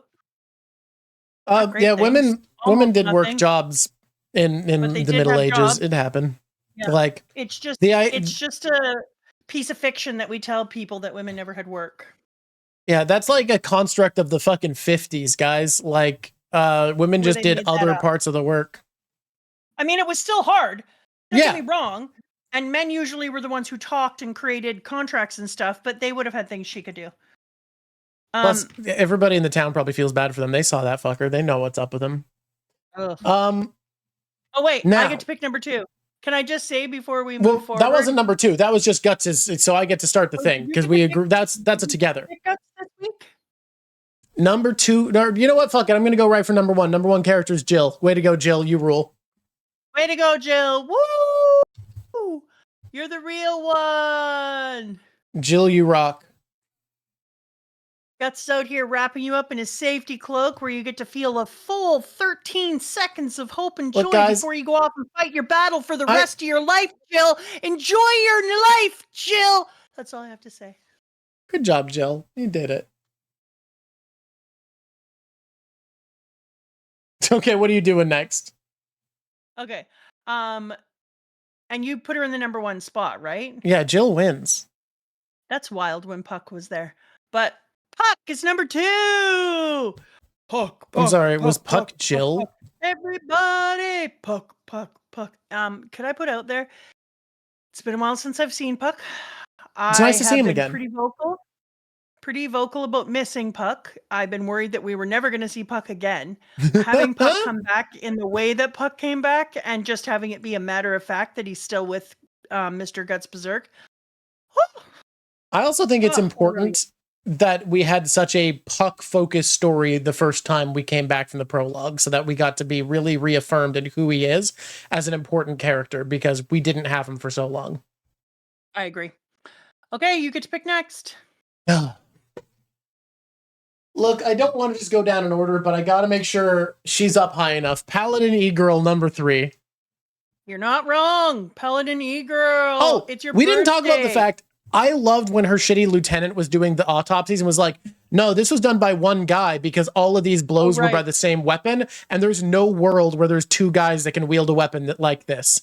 I loved that. That autopsy was cool as fuck. And we didn't talk about it. Yeah, and we both talked about it off there because you convinced me that it was good. All right. You next.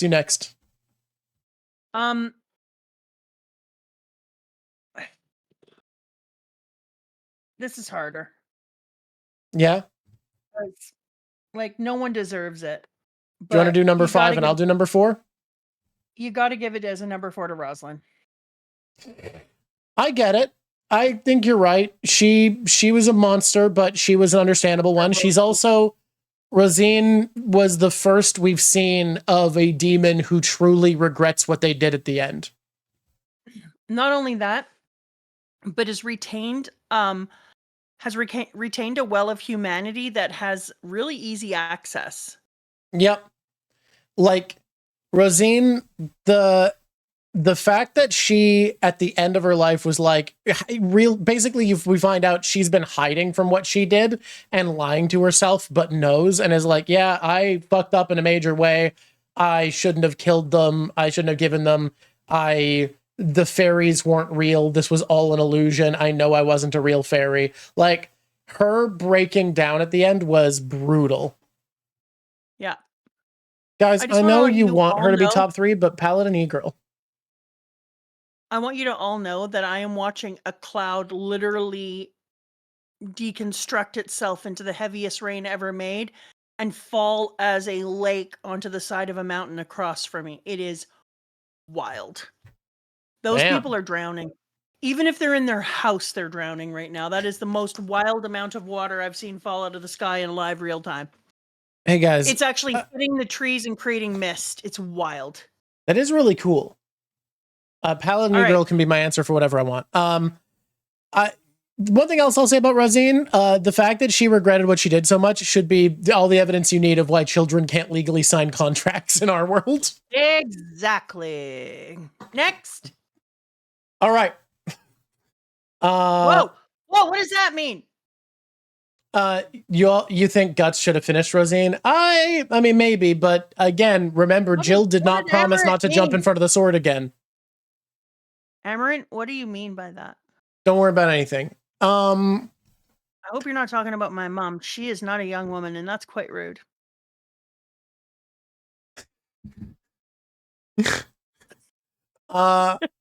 Number 5. Paladin E-Girl's assistant, the guy who... It's the best bit. It is one of the best jokes we've had in the series. Of him interpreting everything shitty dad is doing as being the fucking best. It rocked. I loved it. I loved him being like, you've struggled so bravely to follow and save your daughter. This fucking, I hope we get more of that. I hope we get more of him thinking awful people are great and reading into everything they're doing the best way possible. I loved it. It was amazing. If we had a single character that thought the best of people, that would be a wild trip to take in this manga. I hope we get more of him. I can't think of many characters who are like, what a great person this is. Almost every character is in here is like. I bet the anime cut him because I bet the one anime that made it this far cut him because they didn't think he was important enough.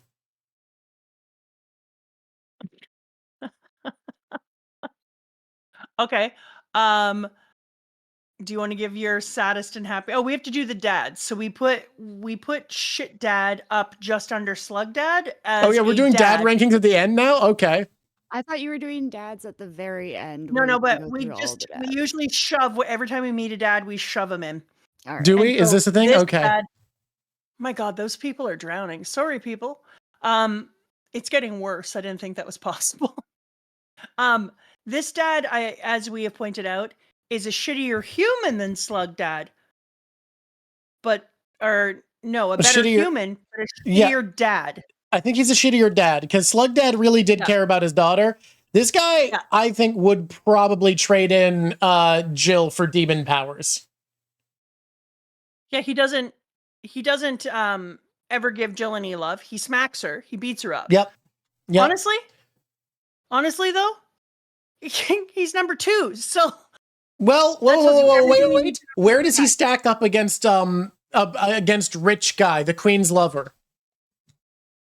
Because he also beat his kid, but I think he's above this guy because he cared about his kid and was beating him in the way of training him and was like, you got to be good. You got to get good, kid. So I think actually, I think beating your kid with purpose is better than beating your kid without purpose. He's number 3, and that's disturbing. I don't like what I've said, but you have to admit that I don't like what you've said either. Yeah.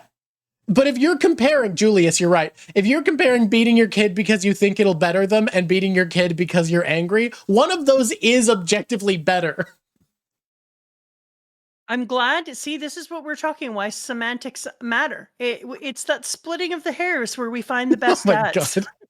The number 3 dad. We agree he's above Gambino. Definitely above Gambino. There's implications that Jill may be being SA'd, but I felt like those could also have been implied that it was her flashback to the people in the woods. That it was her dad's friends. Yeah. Sorry for what we did yesterday, but it was implied that her dad didn't care. God, so does that put him below Gambino? I think it. Oh God! I think it does. Gambino did at least teach guts. Gambino. Yes, and he sold him one time. It wasn't some like, oh, let's go drink at my house, and I guess you can grape my daughter. I forgot about that. Never mind. This is one of the worst dads. He's really down there, it turns out. Oh, okay. Sorry, everyone. We found another shitty dad amongst the crew. The dad who exploded, we don't have enough evidence, so we're not going to rank him. Oh, update. All the mist that came off the mountain now has sun shining through it, and that whole mountain is a rainbow. I don't even know what I'm seeing, folks. I'm in a strange world. There's another dad we have to rank. Rosine's dad. Oh yeah, we did meet him, didn't we? We got a flashback of him. So he comes and beats the shit out of his daughter and drags her back by her hair for the crime of embarrassing him. Still better than the dad of Jill. I think so. I think one step above him. Is he above a Gambino or not? Yes. Unless we find out about sexual assault later on. Yeah, yes. The evidence sold him for like 10 silver. The evidence we have, he's better. I think he might be worse because we saw how fucked up Rosine was and how much she hated her life. So like, yeah. Oh, I think the evidence can come out that we're wrong. Yeah. Okay. So for the record, at the moment, he is just below Julius, just above Gambino. Yes. Wow. Finally, Gambino dethroned. Slug Dad remains undefeated. Oh my God, Slug Dad! I forgot Slug Dad's not number 1 because the blacksmith. So blacksmith, then Slug Dad. Blacksmith exists. And you guys seem to think it's a dad, but I think it's an adopted dad, but I'm going to give adopted dads a nod and be like, what, we're counting. It's like One Piece. The only good dads are adoptive dads. Not to mention, we can't afford to get rid of any dads up in the house, let alone one that's doing good shit. Oh, this is great. What a good bit, guys. I like this art. Drip/monster. Best monster is obviously Rosine. It's the only monster worth anything, so I'm going to do a drip. Yeah. I mean, I want you to pick, though. Rosine final form, Rosine maskless, or Rosine base form? I'm not going to lie. I'm a purist here. I'm a base form Rosine. I think I might like final form better, but E-Girl Paladin's drip is too unreal for me to not put her on here. We got one drip, one monster this week.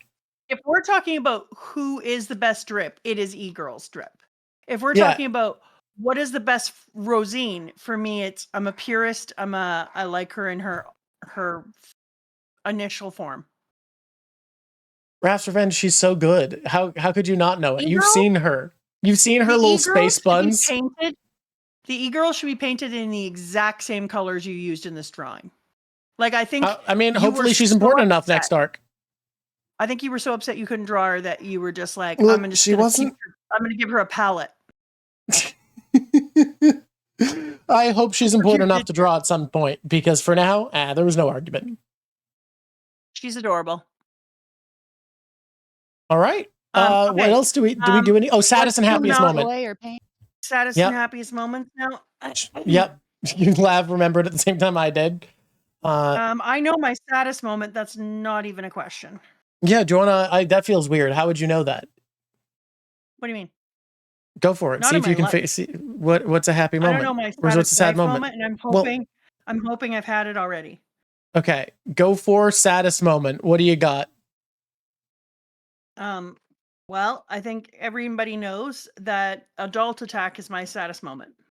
That makes sense. That's pretty fucked up. I understand this. All right. I'm gonna say saddest moment is probably like Rosine dying with regret. I think that actually kind of crushed me. Like realizing, this little fucked up baby didn't want to be a demon after all. She was just delusional and insane. I was sad for her, but I wasn't adult attack sad for her. We're not allowed to pick the same one, so sadly I'm left with this. I think I would have anyways. Yeah, it feels like you. All right, what is your happy moment of joy? Because this is the happy Berserk read through. Happy Berserk read through, everyone. You go first on this one. Okay. I need a lot of thought. It's this one. It's the thing you had me draw. I'm stealing it. Haha, you need to think of a new one. You. Well, you let me go first. You let me go first. I thought I was going to need to think of one, and it turns out I didn't. Mr. Guts holding her in a cape and being like, hey, little one, just so you know, life is a battlefield. Do your best out there, Chief. Don't die. Peace. You are an actual bastard. Do your best. See what you can do. This was, hey, you guys didn't expect us to have an hour-long discussion about what adaptation means, but here we are. Here we are. This is the world we live in now. You know what? I know what the happiest moment is. It's not necessarily the happiest moment in the piece that we've read. Yeah. But I'm going to count it as the happiest moment, and that's really what's mattering here. I would give you a page number, but it doesn't matter. Okay. It doesn't. No. The happiest moment is when Puck pops out of the bag with his little pricklies and is like, "Hiya!" Honestly, that is great. Puck was great this arc. Puck was awesome. I'm glad you made Puck number 2 because Puck kicked ass. Holy shit, Puck is back. Puck is back. I want to make a trade deal. Okay. The more I sit on it, I want to trade Rosine up to number 3 and E-Girl Paladin down to number 4. I loved her, but she's not, you know what? Rosine, I think, gets number 3. And we're putting Puck at 2? No, not Puck's already at 2. Oh, we're putting Puck at 1? Yes. No, Puck's already at 2. No, I want to trade Rosine up to 3. Oh, you're putting her in top 3. No, Rosine should be in 3. E-Girl is just like... She wasn't in enough. You just have the hots for her because Whoa. That's not actually what it is. Genuinely, the idea of there being a prophecy and her being on a hunt for miracles, finding the result of the blood tornado, of the hell tornado, and being on the hunt for guts, genuinely fascinating. It is not just that she looks drippy as fuck. I'm a person who is attracted not to demons and stuff when I'm attracted to demons, which apparently I'm attracted to people whose heads are skeletons. But I'm attracted to intelligent people. So the fact that she is part of a prophecy and she's on a team that's hunting people down is just one of the things that would make you attracted to her, because you like people who have a mystery of an air of mystery and importance to them as well. It's not just evil. So the fact that this chick is in the center of the chaos would just make you more attracted. So saying genuinely she's important to the story, of course she is. All I'm saying is the reason she's on the rank isn't hotness. The reason was of rank here is because she was fascinating. However, I think Rosine is above her in fascinating. Come on, well, of course it does. Of course it does. But there are characters, female characters, who I don't think of as hot that I have really high in my ranks, like Big Mom in One Piece. Big Mom, not attractive. However, incredibly interesting character and one of my favorite villains. Jessica Rabbit, you're also not attracted to. That untrue. Lies. You think she's hideous, which is rude. Yeah. I'm being misrepresented, chat. Anyways, I think we should just trade Rosine up. E-Girl Paladin, maybe she has a better chance next week. All right. I look forward to seeing it. Do you know how many points everybody. I have now? You want to know? How many? 38,000. It's a Mama's points update, everybody. Let me tell you, if anyone deletes your art right now, I'm not doing it. We're done. It's over. You don't get to do it anymore. Let's have a guess about what my points are at now. What is your chat? Stick your how much you think my points are at, and Drawk, you tell me what you think my points are at. 72,000. Okay, you went from 38 to 72. Good for you. Okay, chat, what do you think? How many points do I have now in the channel? Chat, what do we say? 600K, someone says? That's a lot. It's a number. I wish. If I had 600K, I'd be deleting his art every 20 minutes. It'd be like, delete your art doesn't work. And I would be like, here's some more.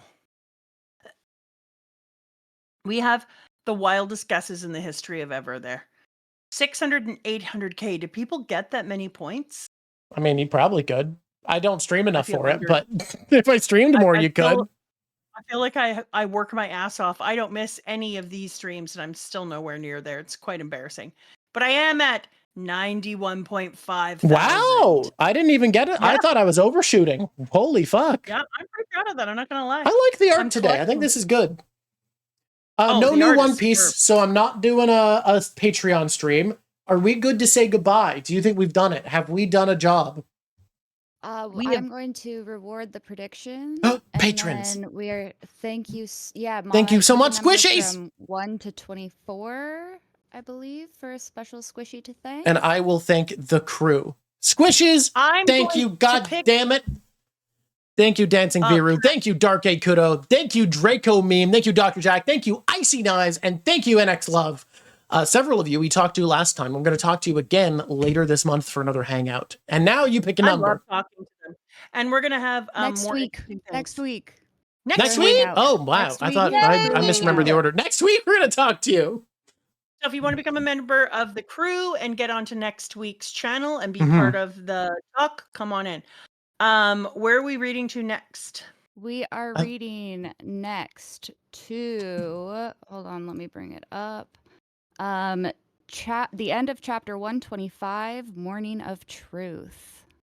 The Morning of Truth. Gross. Thank you so much to our mods and for Haberfax for subs. Okay, I pick number. I'm trying to pick a number I've never picked before, so I'm going to pick number 30. That's not, so it's 1 to 24 was what you were told. So no, 30 is a weird one. So yeah, we'll go back. 6 up is Dark Wolf. Thank you, Dark Wolf, for being a patron.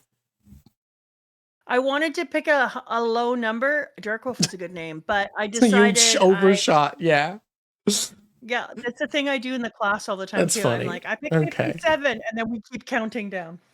That's great. All right, thank you so much, everybody. A great day. The squishies are squishying. The world is worlding. I got to watch a flood and a rainbow. It was quite a day. If anyone wants access to this picture and the time lapse will be posted to the Patreon soon. How soon? I got to go like eat some food first, so I'm gonna eat something and then I'm gonna do it, and then it'll be up on the Patreon and on the Discord for patrons. So if you want access to this picture in full resolution, make sure to join the Patreon. And others. You get the other pictures too. You don't just get the recent one. You get all the pictures. All the pictures. Thank you for coming in here today. It's my anniversary tomorrow, so we're going out in the world to do anniversarying. Oh yeah, that's why we switched. All right, everybody. Yeah. We're rating Jill, who's playing Claire Obscura. My girlfriend is obsessed with this game and has been talking about it and has already beaten it. God, it does look good, though. A person named Jill, for God's sakes. That's why someone recommended we raid them, because their name is Jill. Yeah. All right, everybody. Until next time. I've been pain-free. I've been painkiller. Squish on squishies. It's been lovely talking to you. And now, goodbye to the